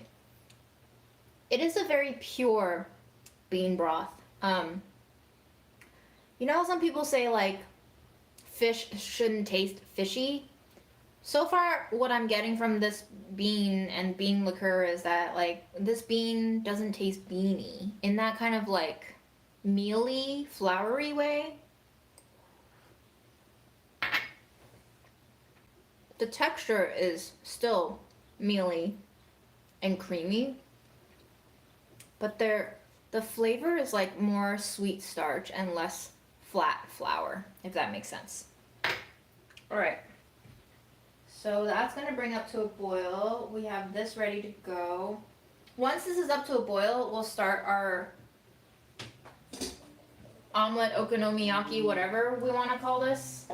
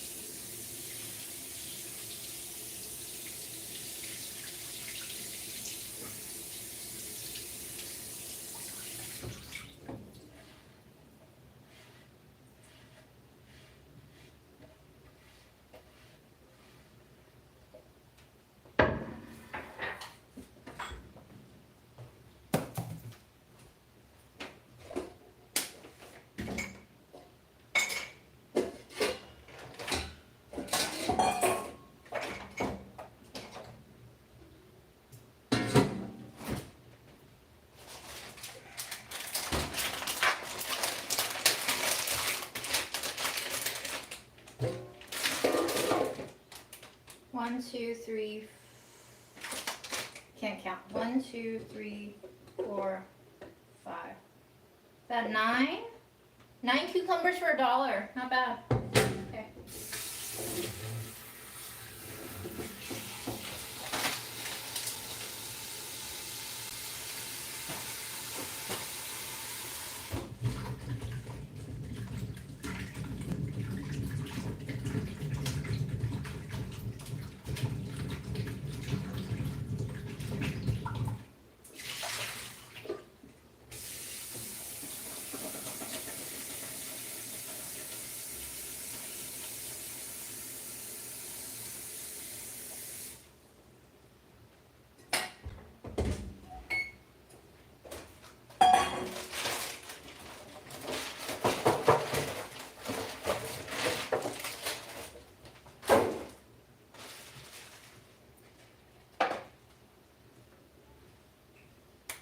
that's been an hour of the beans on boil.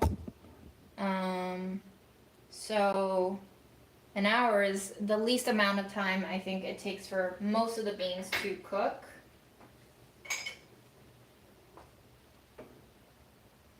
Yeah, they look good now at an hour. So if I don't fully soak the beans, now I know they need about an hour to creamify. And now we'll put on 20 minutes for the rice.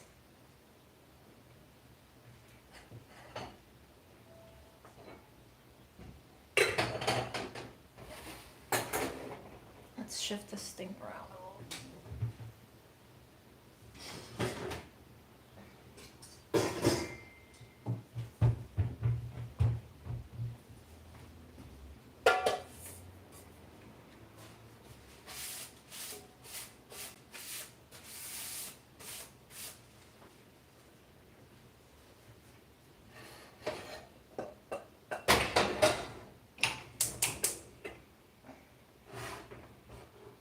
That pot actually smells a little bit like pandan right now.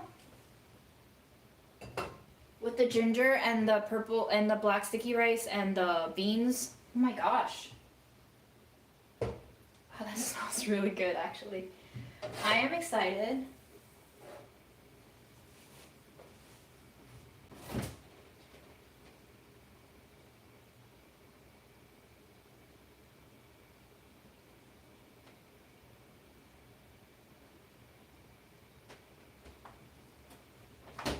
I was looking for a cooking oil to use.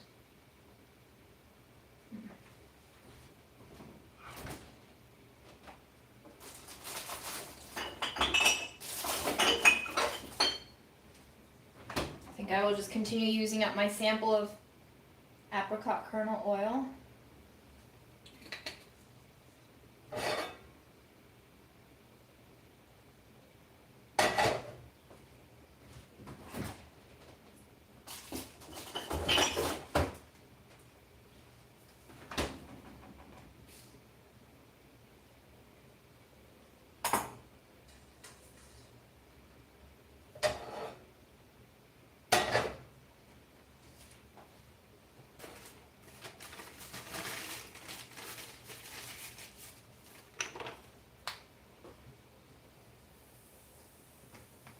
That was some black pepper.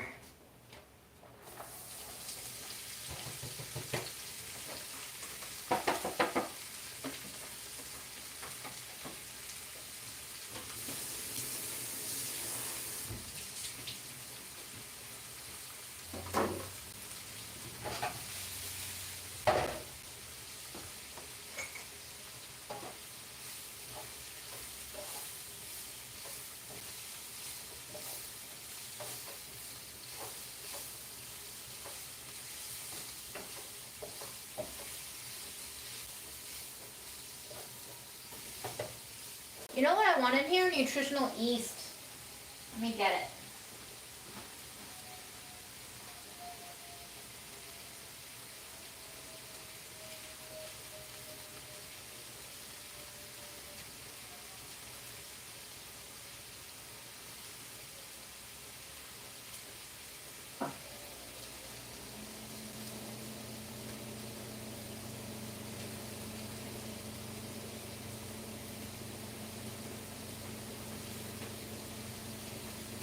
I'm running very low on this. I would highly recommend this as an ingredient if you like a little bit of like nutty, funk, cheesy.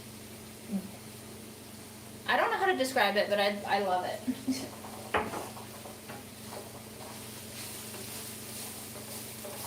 It makes it taste like a fermented cashew situation. It adds a little bit of savory saltiness, but I don't think it has much sodium. There's definitely no added salt. I don't know if it has any naturally occurring sodium content. Alright, where's my spilled spices? There you are. This has like sage and rosemary, thyme, all the classic Thanksgiving spices. And salt. There's some salt in there too.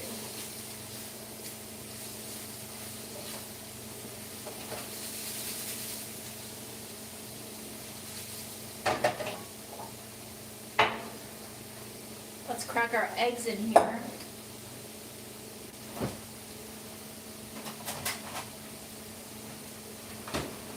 Would you have any keto-friendly pandan treat recipes? No. I mean, you would like sweet.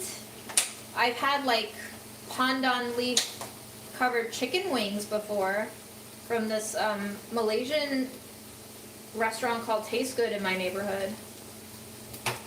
I guess that's keto because it's just protein. But if you're talking dessert, they're probably all sugared. Pandan tastes great with coconut milk. So I could imagine like a pandan flavored coconut milk pudding, but I don't know what you would do for the sugar. If you use like a sugar substitute, like a fake sugar, possibly.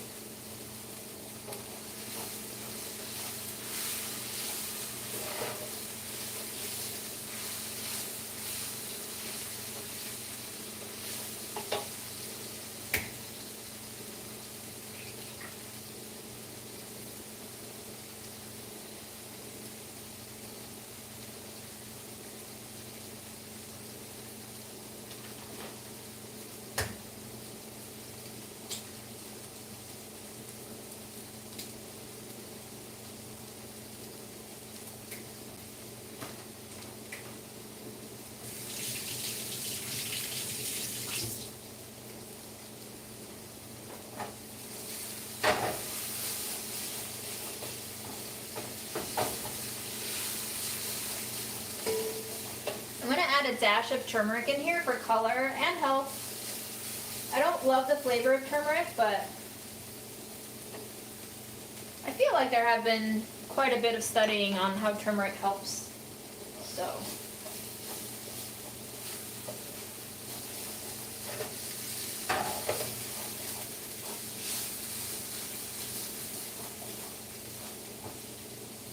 oh, you know what I will do?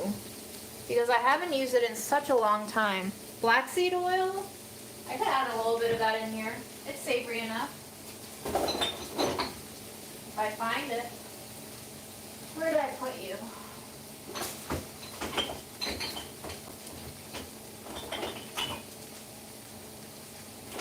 I could have sworn I had a dropper bottle of it. Where did I put it though?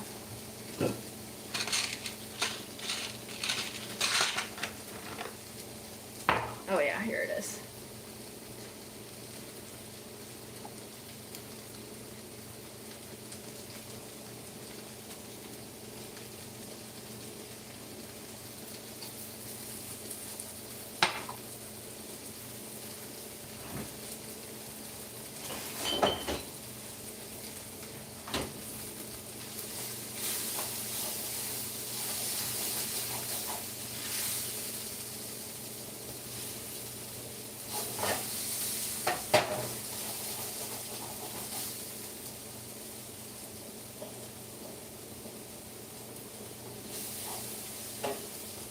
I'm going to be using the rest of my wheat bran in here.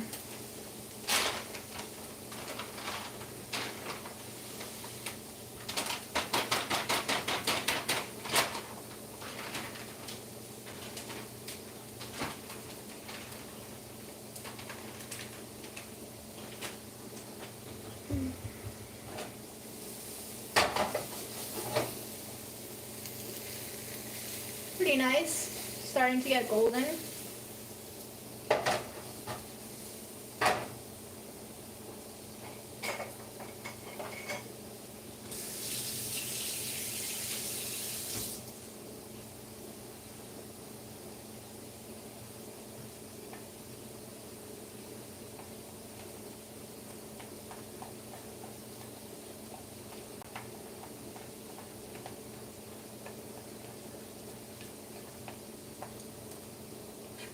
Turmeric coffee? I've never heard of such a thing. Interesting. What do you like about the flavor of turmeric coffee? I might have to give that a try.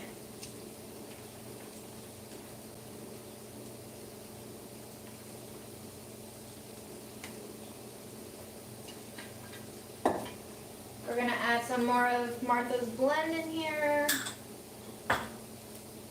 And some nutritional yeast.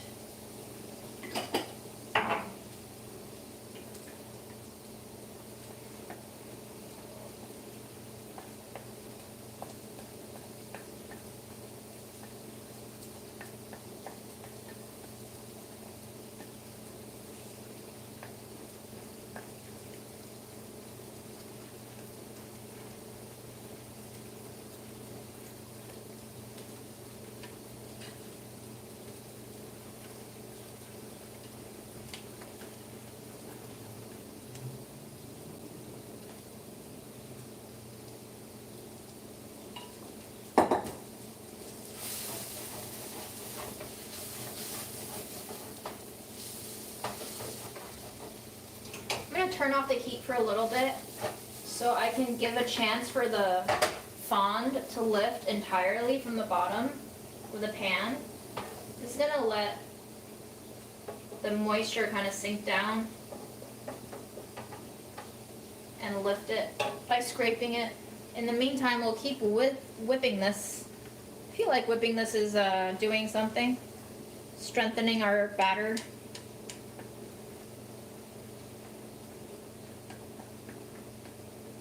I've tried to do readings before, but very few people stay. It's like a very limited audience, but I think those who enjoy hearing me read do enjoy it, but it's like small audience. I would do it, but I just don't know if I have enough interest and energy to.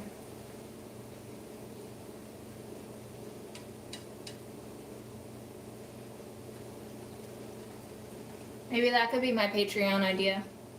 Live audiobook time with June.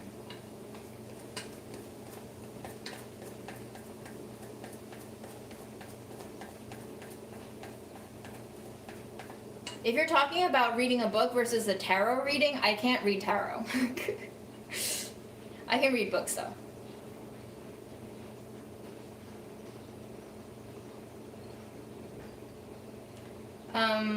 Some people call nutritional yeast nooch, I think. I don't like that name.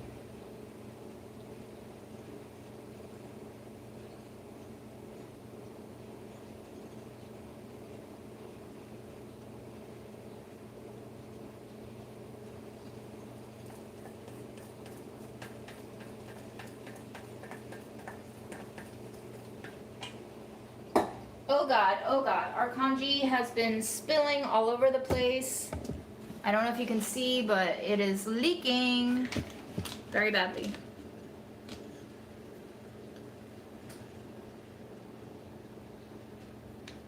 I will have to clean that up later.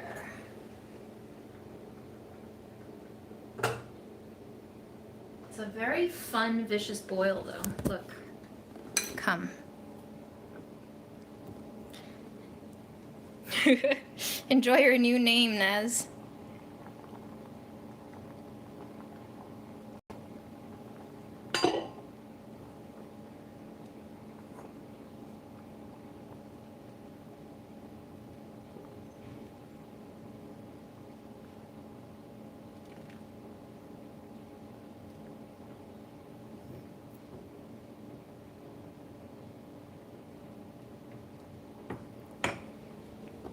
Let's see if we can taste the rice.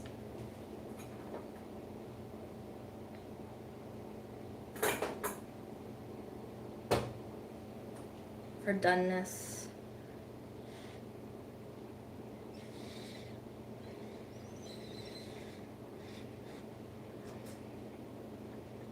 Oh yeah. It's like edible, you know? Okay. Let's go in with our sugar. I'm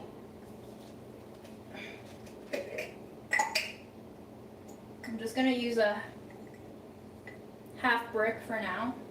We'll see. see if we need more.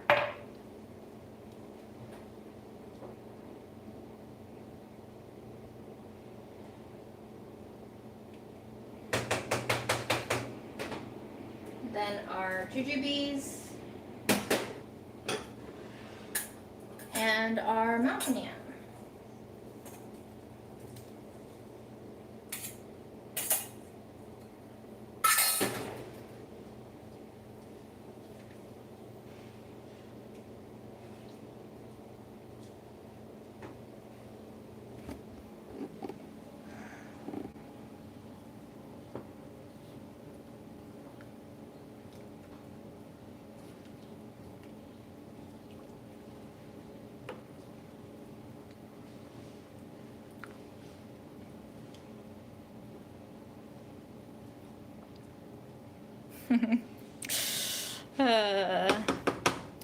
I don't know how to do the nay-nay. So these are nay-nay-less jujus.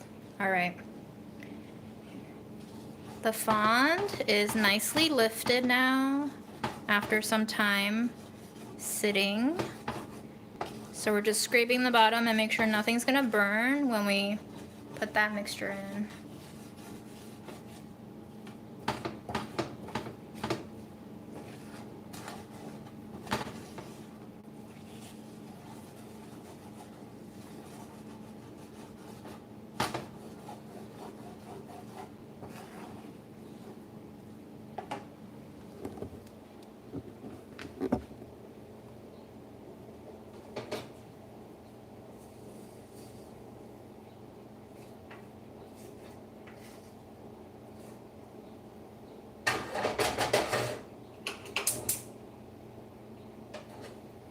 Relatively low heat. I don't want it to scorch on the bottom.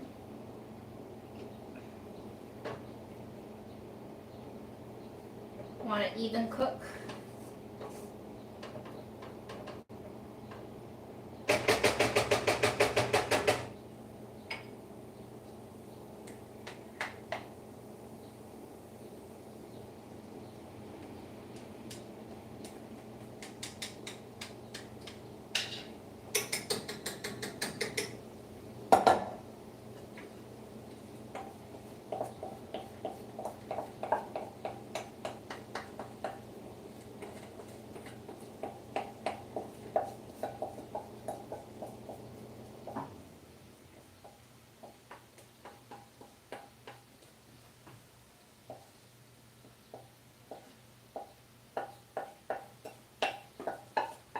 I think I'm going to scramble it around so that not just the leeks are sitting on the bottom, but what do you think? Should I scramble it? Should I mix it up?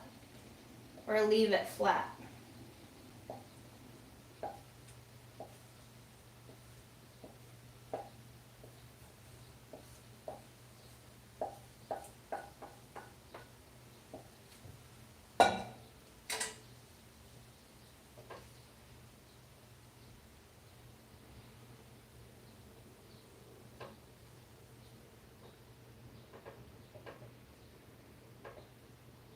Maybe I'll leave it flat, and maybe I'll put a lid on it.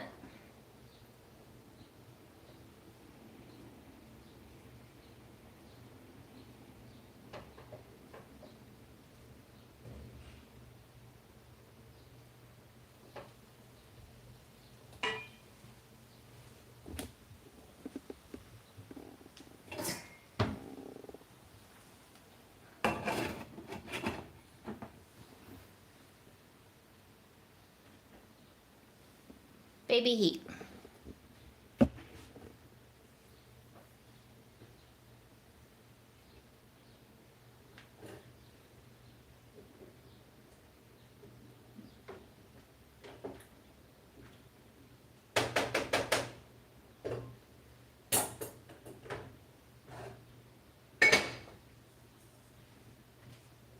At this point, I am pretty hungry, so I'm gonna eat my leftovers, and I'm probably gonna chop like 2 cucumbers in here just so I have a little bit more greens.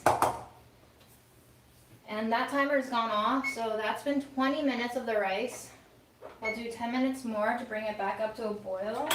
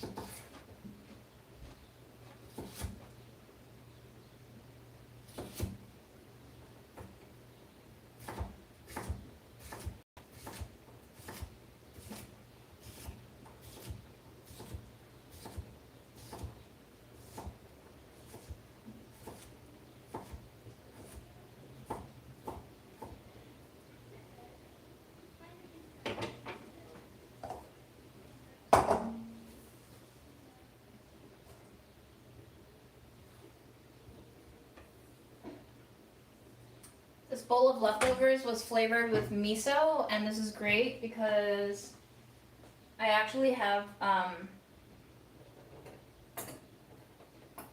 too much miso sitting at the bottom of this. So now we can mix it all in and utilize all that seasoning. And have ourselves a nice little, there's wood ear and yuba and some overwintered broccoli in here.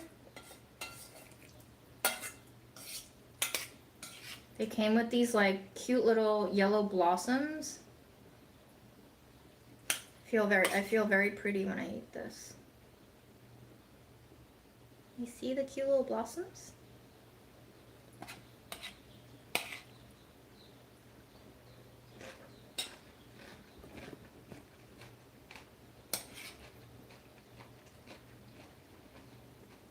I kind of want it spicy.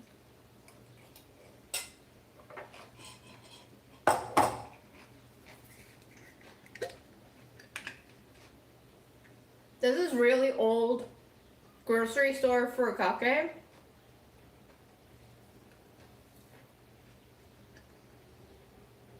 Oh yeah. Best before June 10th, 2022, y'all. Vintage. Okay? Vintage. We're gonna finish it today.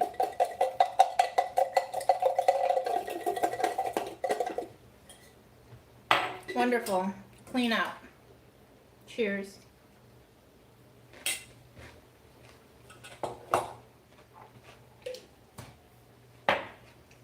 Let's go see what Memo's up to.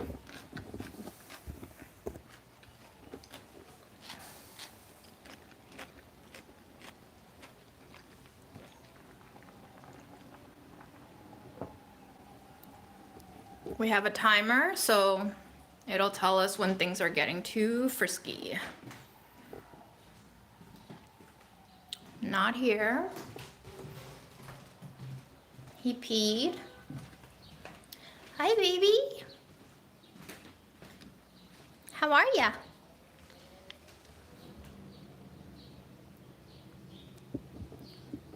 Oh, my tripod is not tall enough. Baby.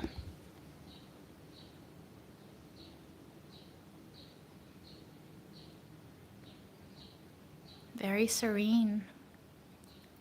He's having a grand old time alone, listening to the sounds of the outside world. Memo, people say hi. Do you want to say hi?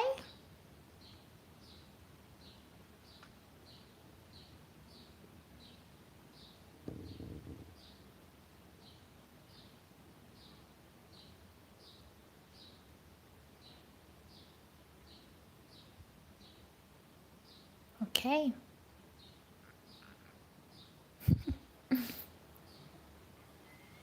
You having fun? No? Yes? Okay. I think he wants me to leave him alone. You want me to leave you alone? Yeah? Okay. I love you.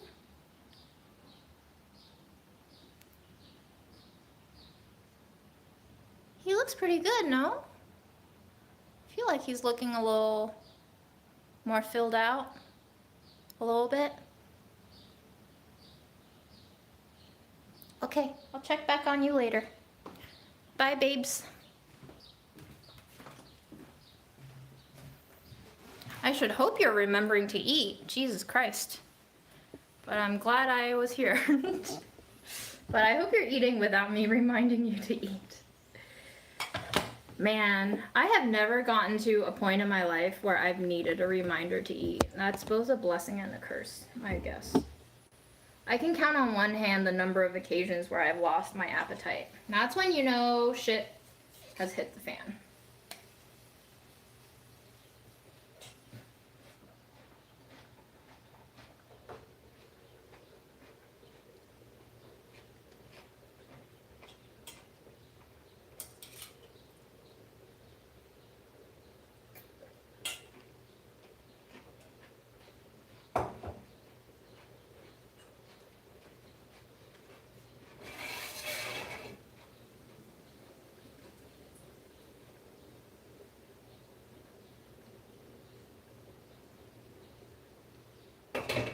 I don't know if you're burning. But I think one side of you is cooking faster than the other.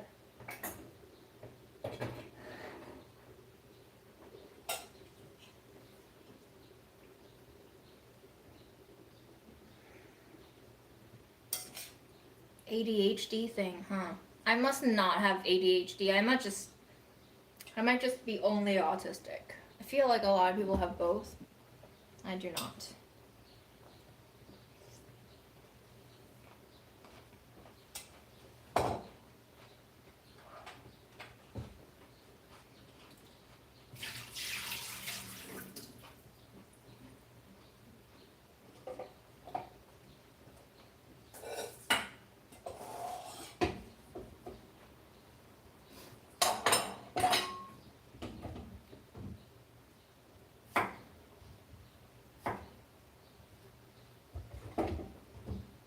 The last time I made a cucumber salad, I basically made like less salty pickles.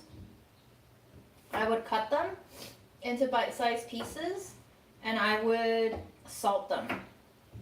And that would be the foundation of the dressing, is their own salted cucumber juice. I think I have to go blow by those. BRB.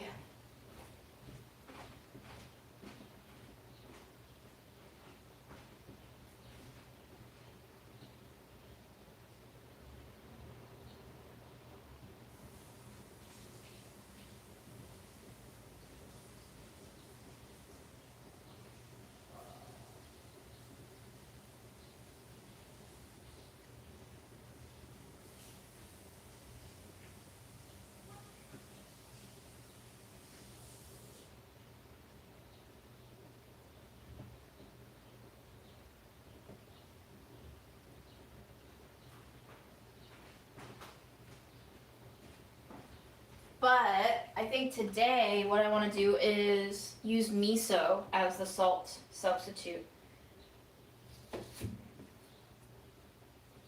So I might want to do this in a jar actually. How big of a jar though? Let's go with a big jar so I can shake them. Oh, that's been 10 minutes already. Wow. Nice. She's gurgling.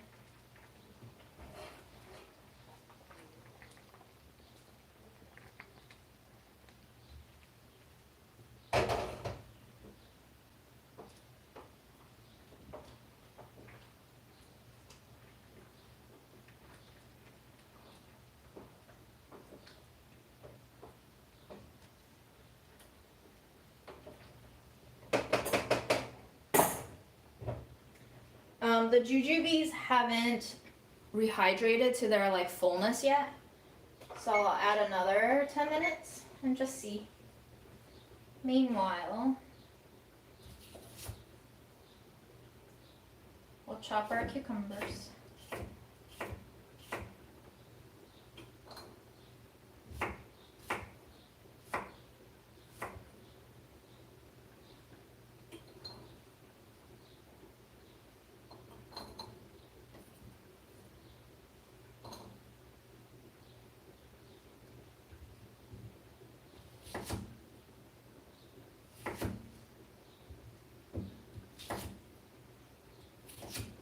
So having these pretty well seasoned cucumbers is great because I can just like eat them with some tinned fish or anything really. They're basically like halfway between a vegetable side and a condiment because they are way too salty to eat on their own. But it just makes the experience so satisfying.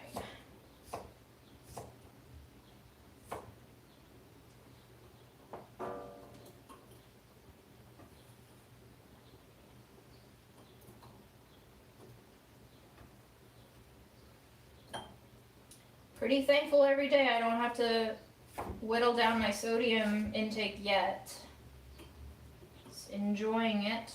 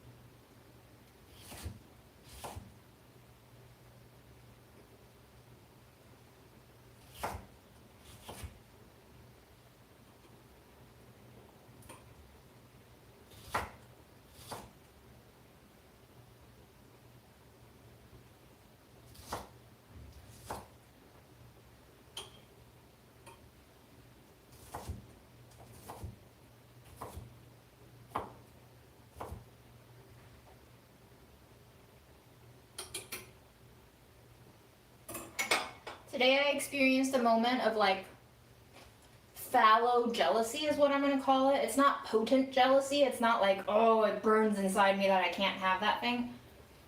But I was dropping off my compost, and on the way I saw this little dog with a collar but no leash that had a tag on it. And I was like observing it trotting towards me. And I was waiting for the owner to like catch up to it. But this dog literally came up to me, sniffed me, and then kept walking past me. And he looked really friendly. He was tiny little white curly dog. And I was just like looking after him. I'm like, wait, there's no owner. And I was like swiveling. And he wasn't like running. He was just like strolling, jaunting. So then I bent down and I called to him. And I was like, hey buddy, come here. And then he came back to me. So I knew he was friendly. I didn't want to wrangle him because I didn't know what was going on. And I was like holding on to his little collar. And he was impatient, but like okay still with me holding him in place. But he was like looking around. He was like, I don't know why you're holding me. Like, this world is fascinating.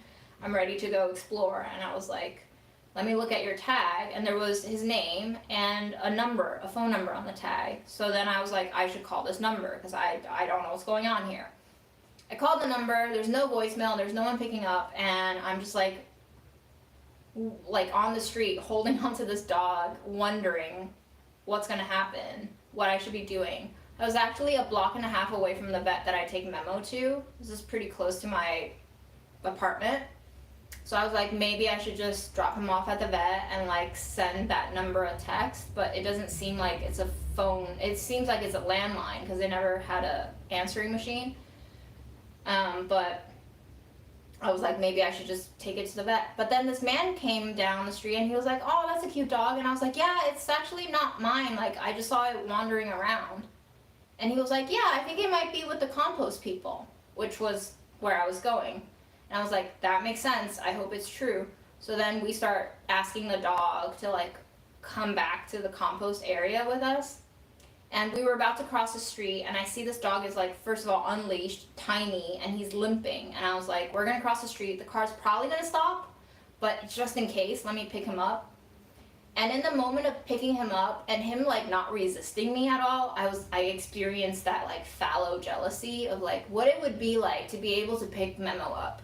Especially when I need to like help him, like trim his nails, maybe wipe him down, maybe take him to the vet because he's really sick. And yeah, that was the story.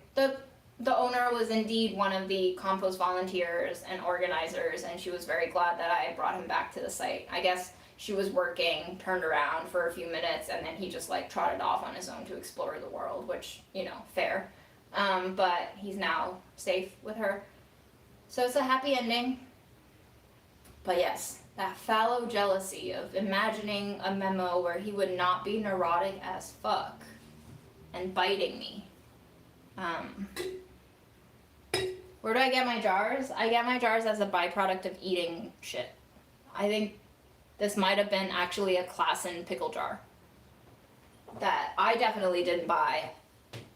I don't think I did. This might have been like a jar left over from Delish Days, or I might have actually bought a generic jar of pickles from Key Food. That could be it. Anyway, the raw garlic's going in because I don't care about garlic breath anymore. Nobody cares.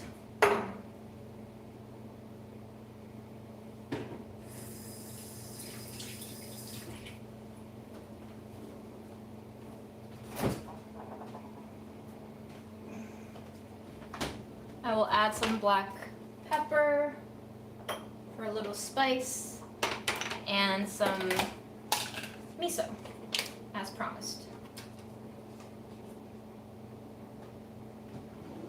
Last time it took me like a year to get through the miso. I don't think it's gonna take me that long this time, which is good.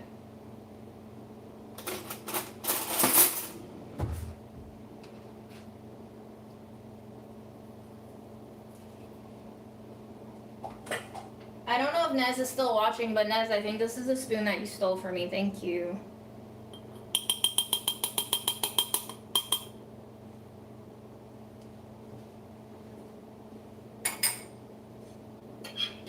I didn't really think this through. I was just gonna shake it until the miso dissolves. But this might take a while because there's literally no liquid in here.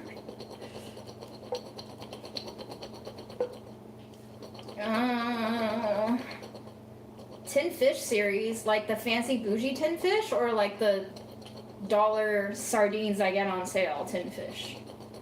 Aaron did bring me back like Portuguese tin fish from his trip last year.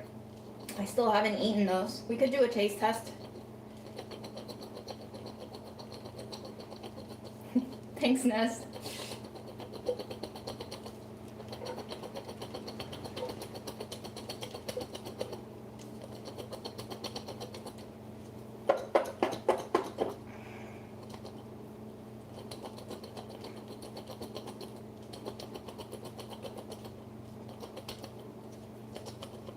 You know, some like raw ginger might be good in here too.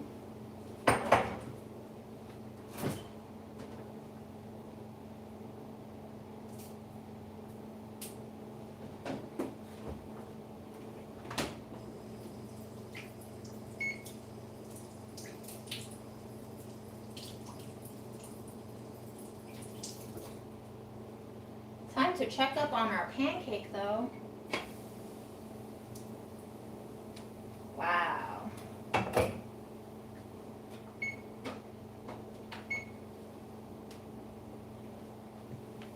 It's getting crazy in here. That spill is serious. Okay. This one.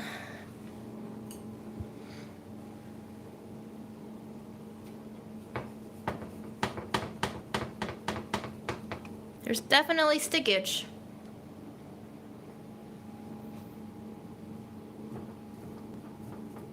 But I think it's cooked. I'm not sure. But there's bubbles.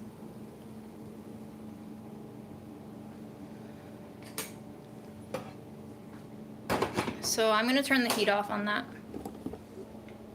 And finish up my miso cucumber agenda by grating some ginger. Just 2 little nubs.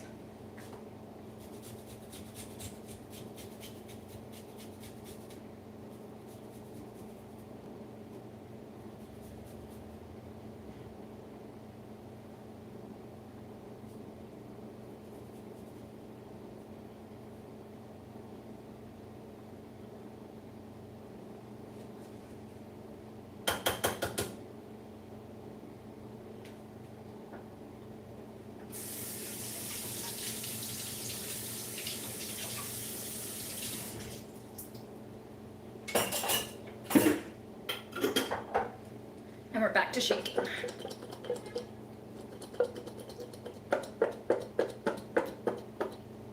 The problem with Memo is he doesn't eat, so I'm already giving him treats just as a part of his regular diet to keep him alive. So there's really not a treat I can reward him with for good behavior, because his good behavior, the bar is low, okay? I got a fuckboy on my fur baby hands. His treat is given to him for just like staying alive. It's like the bare minimum. I have a bare minimum cat. It's hard to train a bare minimum cat. I don't know if any of you watch Girl with Dogs. She's like a pet groomer. She's recently started doing way more cat grooming, and I've been very fascinated with watching her groom cats because I think it might teach me a little bit about how to handle cats. But like she literally said in a couple of her grooming videos, some pets I just have to send away. They're just not workable. They're just too volatile or violent or just reactive, and you know, it's not going to be good for anyone to keep working on them because it stresses the pet out and she's at danger of being scratched and bit.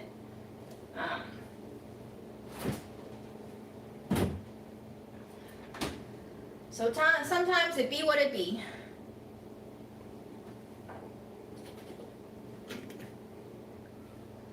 Most of the miso is on the bottom, but I think we got a fair good amount of like coverage. So I think as the salt in the miso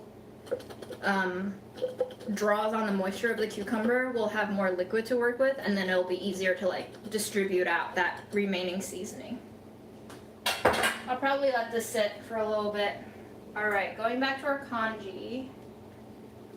It smells so good. There does feel like I should have probably stirred this a little more. I don't know if it's burning on the bottom, but there is stickage on the bottom. Oops. I would hate for that to happen.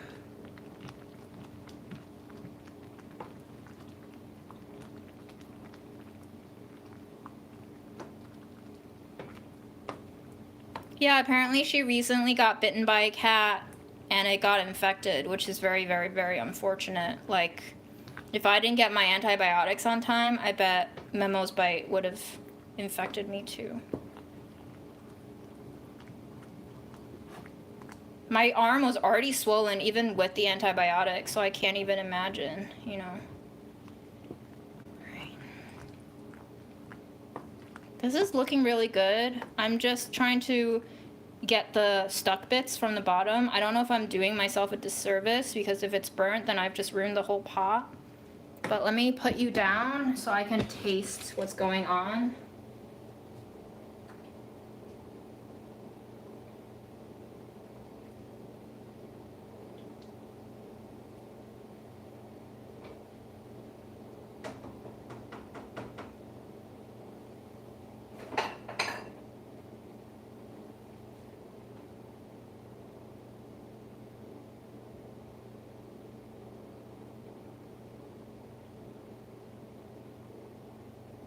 Yeah, I have a $60 dropper bottle of gabapentin, and Memo took it once, and unfortunately I gave it to him right before the vet, which calmed him. It like wore off the edge on his volatility a little bit, but didn't do much in terms of like stressing him out during the visit. And he associated the smell of that medicine to that visit, I bet, so he doesn't go near it any time I try to give it to him again. So if anybody lives near me and you want a bottle of gabapentin for you or your pets, let me know. Maybe I'll use it. Maybe I should use it.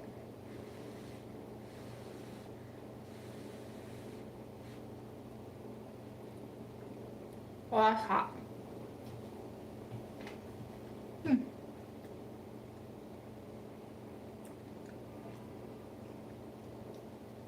Definitely got a piece of grit right off that first bite, but it's good.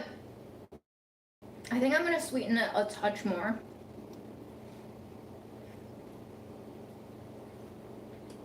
The rice is delicious. Wow, yum.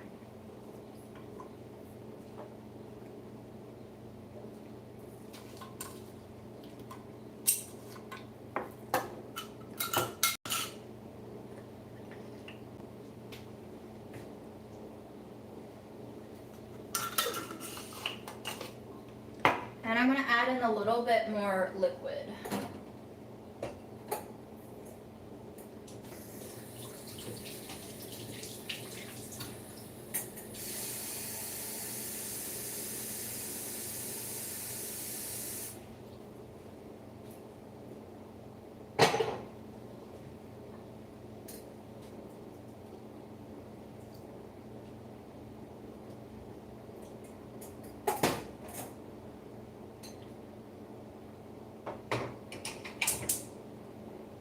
think anything was burnt, thank God. But we'll definitely keep an eye on this more.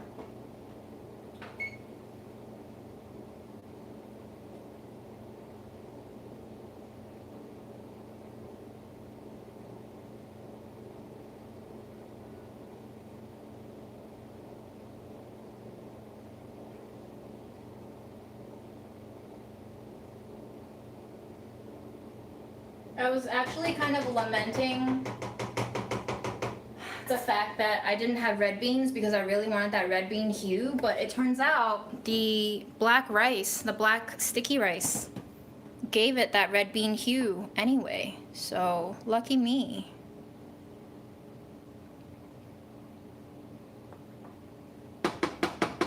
Very shiny, very silky.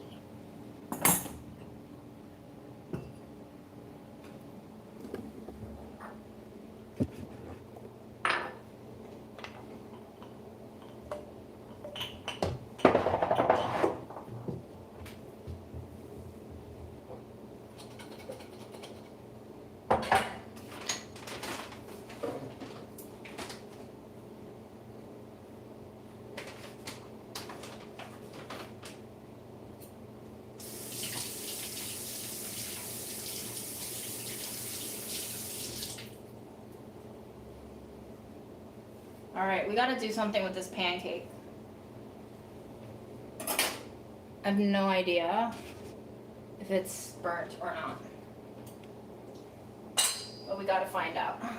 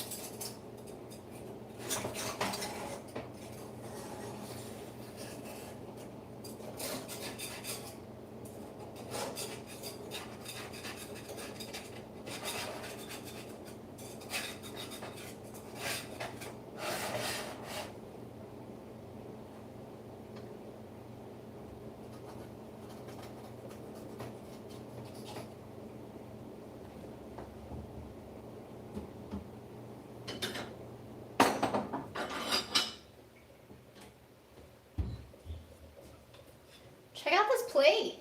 It's got a handle. Isn't that cool? I don't actually know if it's meant to be used. I don't know if the gold lining is toxic, but we're gonna use it.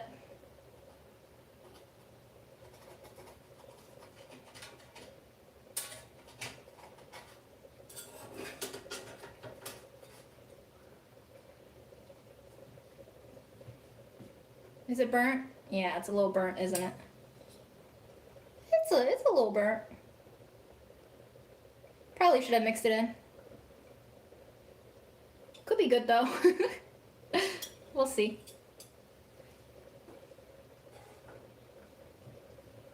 All right.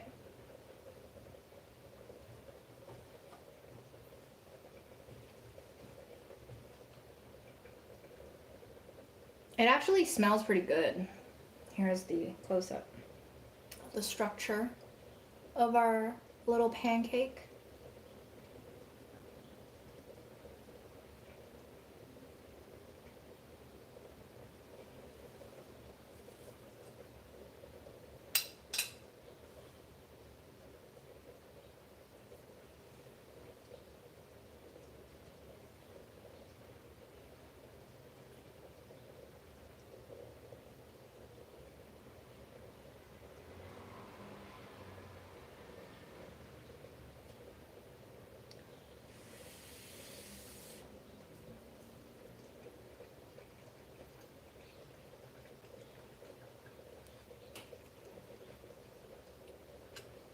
I like it. Strange texture. It almost feels like it's made with egg whites. You know, that kind of like fluffiness that you associate with egg whites. I'm just picking off some of the Maillard so I don't speed up my cancer probability even more. They're doing studies now that suggests that COVID increases your risk for cancer, which is wonderful, of course. Mayo, shall we?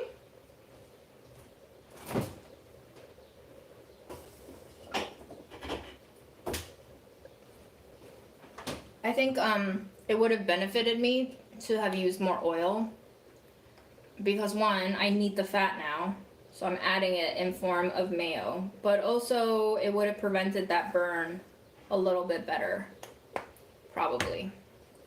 Who knows?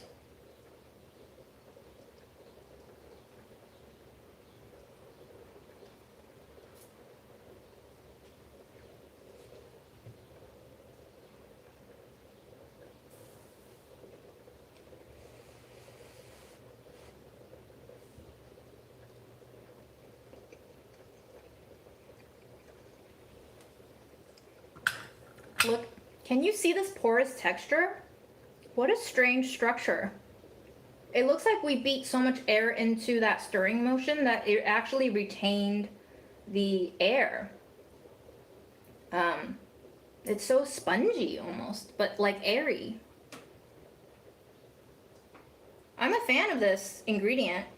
I would do this again. Probably would have to fix the heat level so that, you know, we don't end up with so much burn on the bottom, but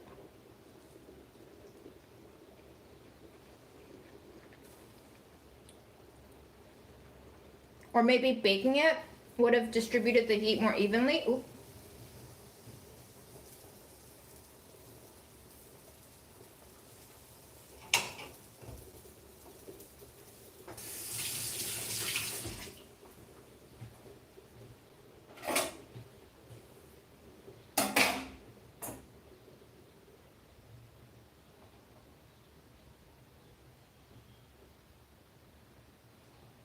Cooking while live is too distracting.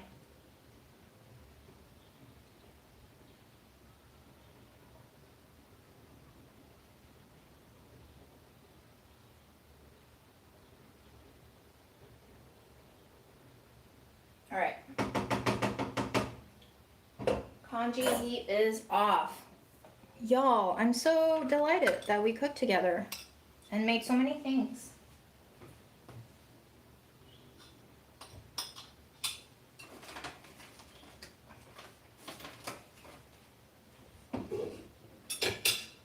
I would like another slice of this, please.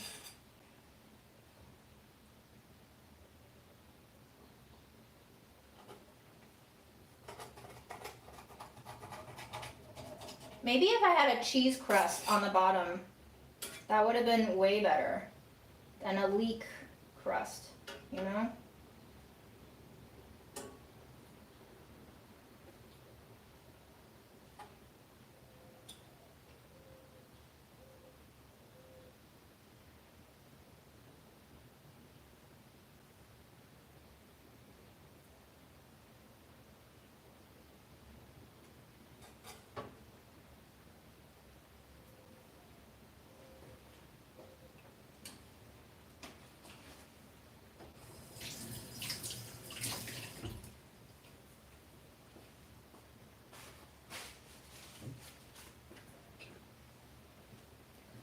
Got a nice little hunk of mushroom here.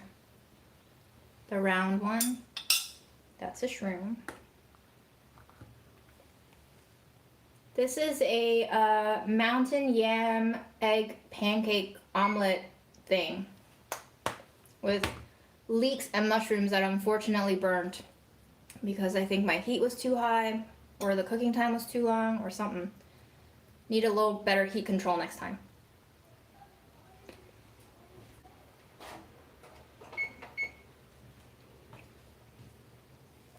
But honestly, this is so good with a little Kewpie mayo for that extra creaminess on top.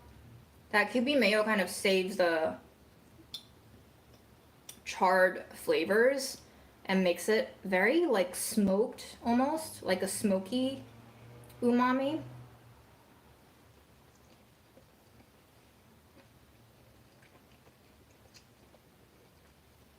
I think the mushrooms are fine. I think it was mostly just the leeks Maybe I should have cut them a little bit bigger too.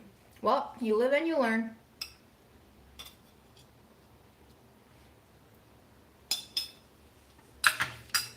Let me get a little soup out so we can taste that together too.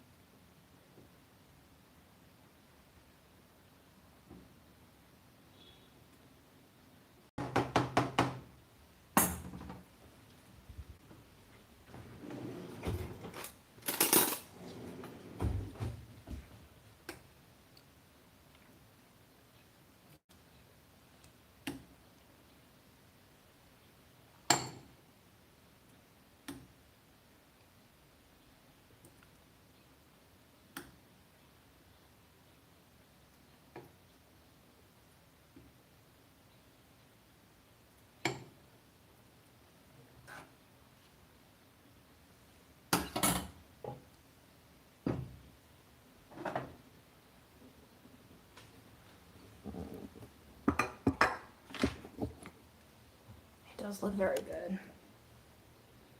And I think it's the purple or the black sticky rice that I keep calling purple, but I think it's the rice that's giving it that pandan smell. It smells so good to me. There's something about the smell of pandan that is like addictive.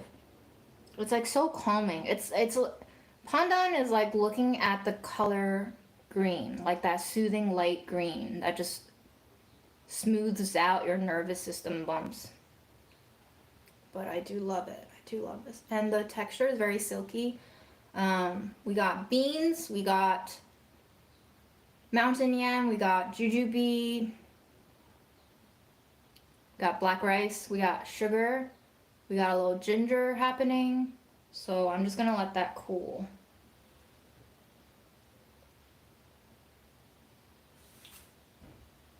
Before we taste.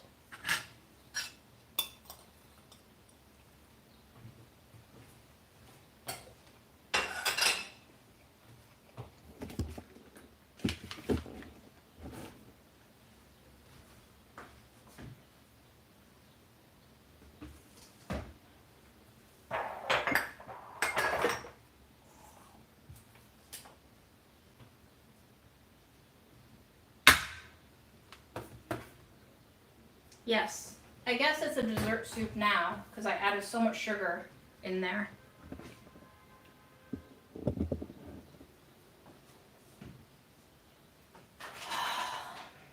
Let me sit my butt on this mess.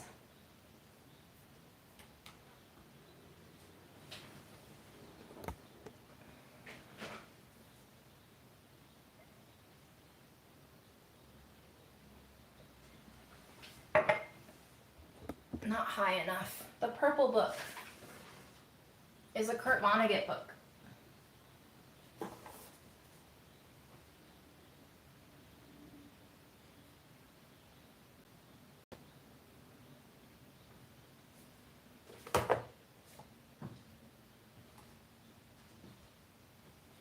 There's no apple in the dessert soup. It's mountain yam.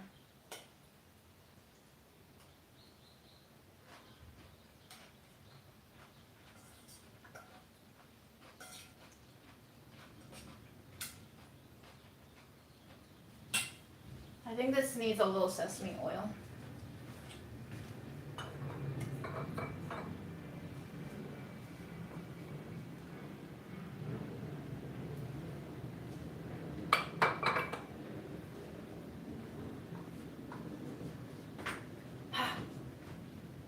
Okay, we're just sticking around for the dessert soup tasting, but otherwise I think this live is done.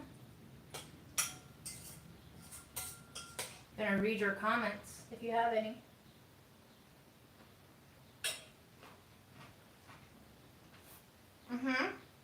It is indeed Asian.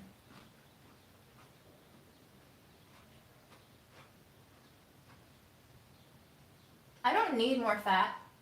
I just wanted sesame oil in here because it was tasting a little flat. I certainly don't need more fat, I don't think, but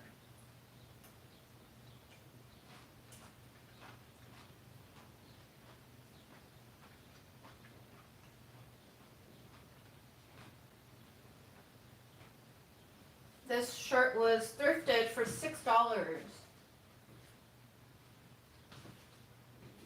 I have no idea where it came from. It has no tag inside. It's very strange.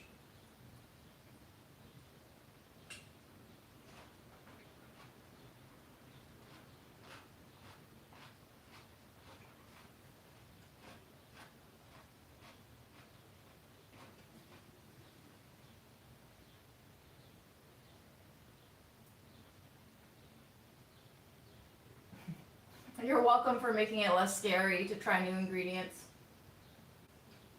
It's really funny though, because I think in this age of like instantly accessible data, nothing is new anymore.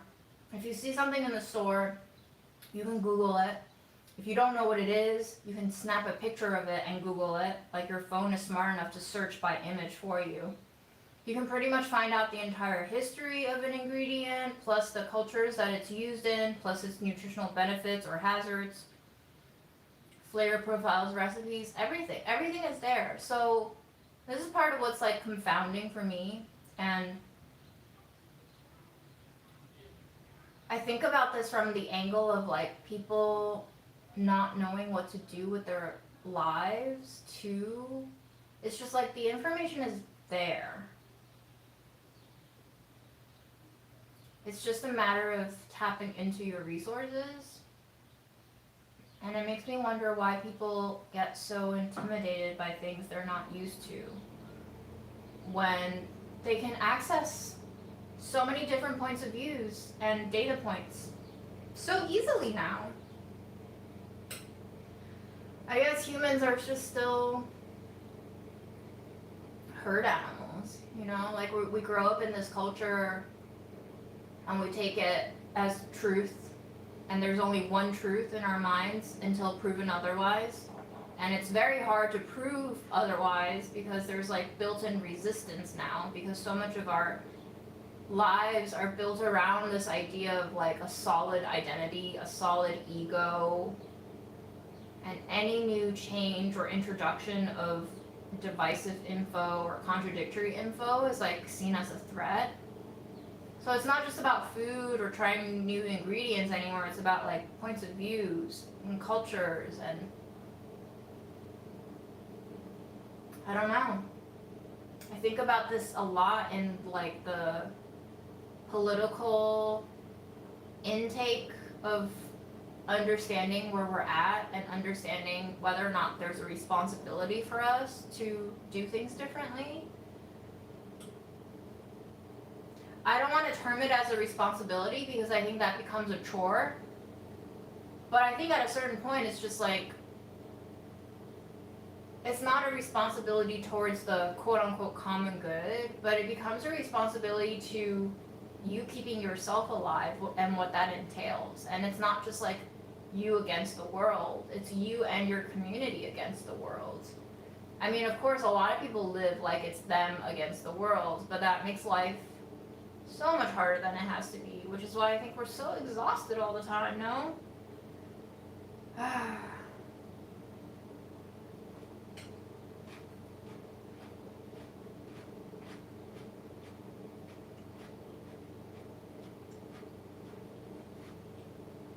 Mountain yam doesn't taste like much, but it's very sticky and mucilaginous the way okra is, the way natto is, so it can be off-putting in terms of texture. It's a very plain ingredient in terms of taste. It has a mildly starchy sweetness to it. It has a, once it's cooked, it has like a soft, tender bite to it, but it's slimy. You know, it has that like naturally occurring sliminess about it. So, you can do like I did and put it in the pancake. The pancake that I just ate has mountain yam shredded into it too.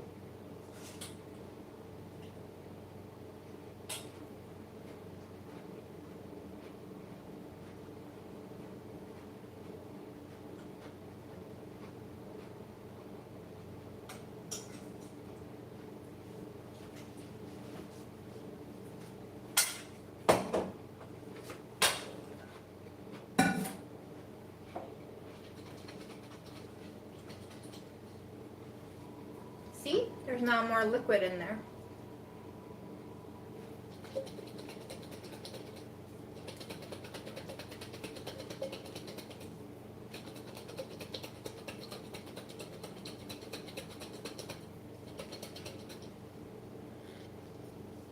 Turns into like a miso cucumber soup.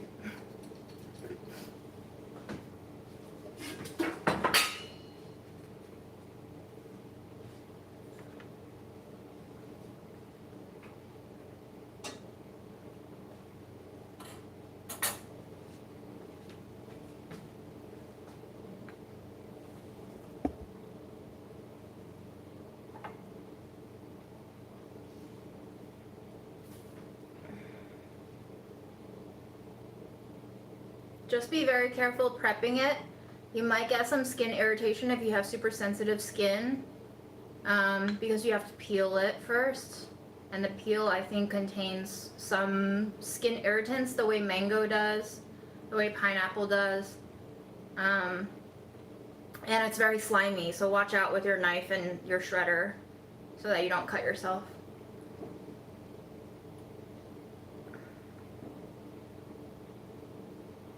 I've discovered this problem with the back-facing camera is like if there's too much background objects, it doesn't know what to focus on, and a lot of my shots that I meant for you to see up close is out of focus, so I have to like turn it to a blander background and give you more depth difference in the frame for you to see it.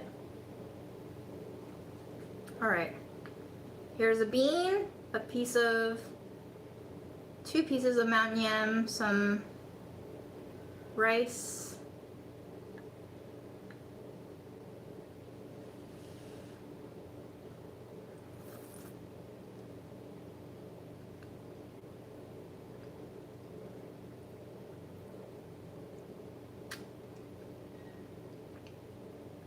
wow, it tastes very similar to a red bean soup actually.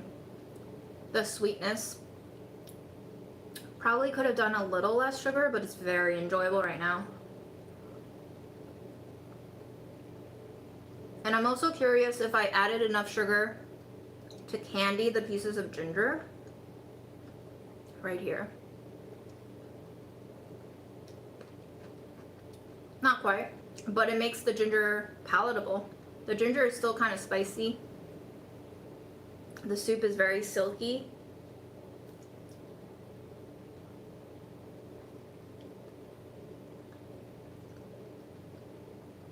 The rice grains still have a bite to it. The mountain yam are super tender. Like I don't even, there's no discernible texture. Like I know I'm eating them, but between the mushy beans and the smoothness of the soup, it's almost like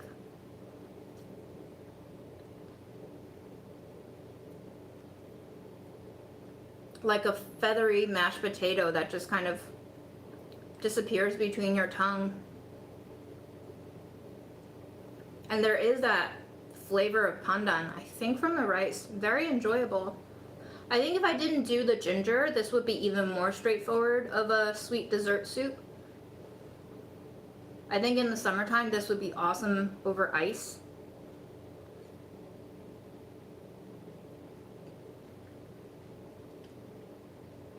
Success, y'all.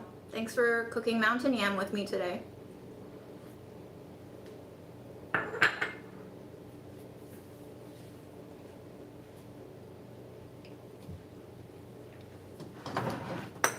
This type of sugar. It's like a sugar brick.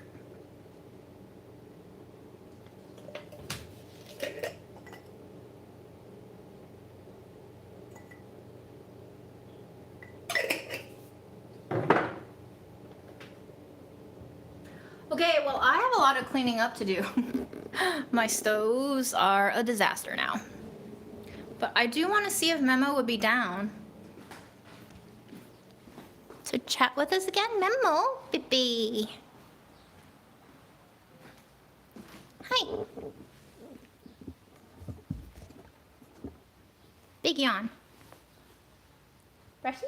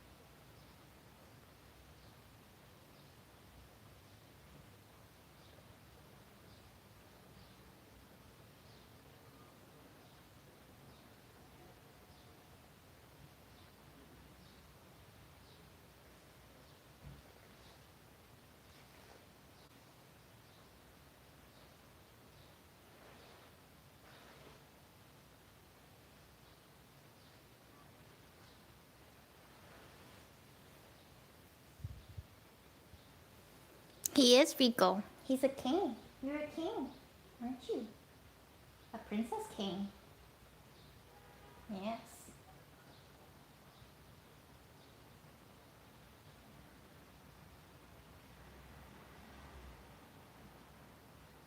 He tells me when it's time to do his laundry when he stops sleeping here.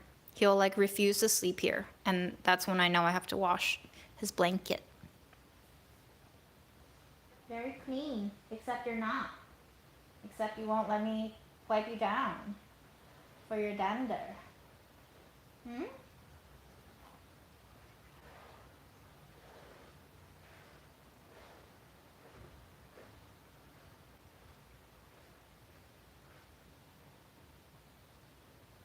Is it this side?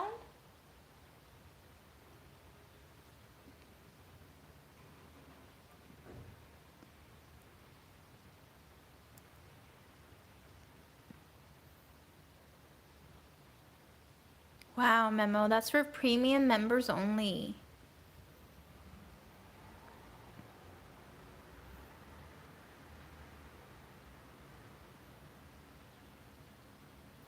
He actually refuses to eat unless I meet a quota of brushing every day. If I don't brush him enough, like if I'm too busy at work or if I'm out all day, I'll come home and find that he didn't touch his food at all. So I actually don't know if I can travel to bring grandma's ashes back home while this boy's alive because I'm terrified, actually, very anxious that if I leave for a week, he'll just refuse to eat and then he'll be dead by the time I come back. And the last thing I need is to go on a vacation or a travel assignment and have someone else in my life die. I don't want that. I don't want that.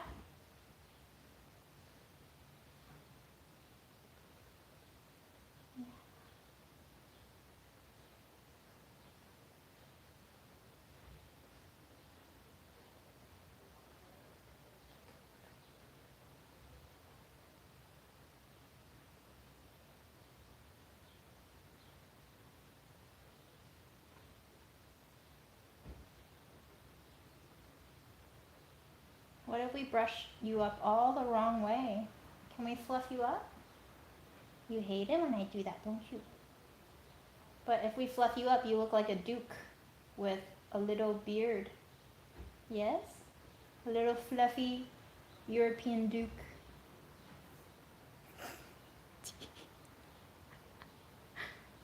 Hi.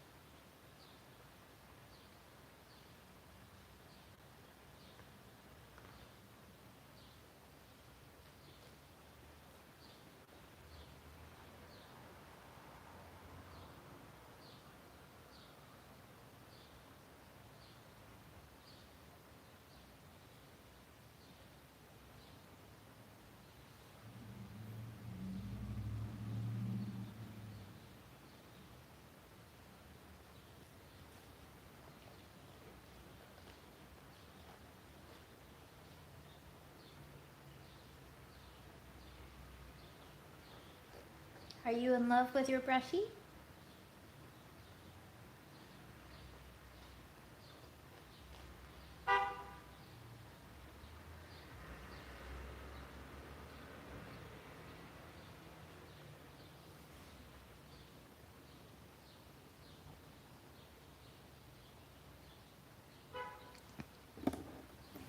Thank you so much for hanging out. Maybe I'll see you guys tomorrow, but maybe not. But I'm glad that we got to spend some time in the kitchen and with Memo. Any messages you would like to say, Your Highness? Your tail? You want me to brush your tail?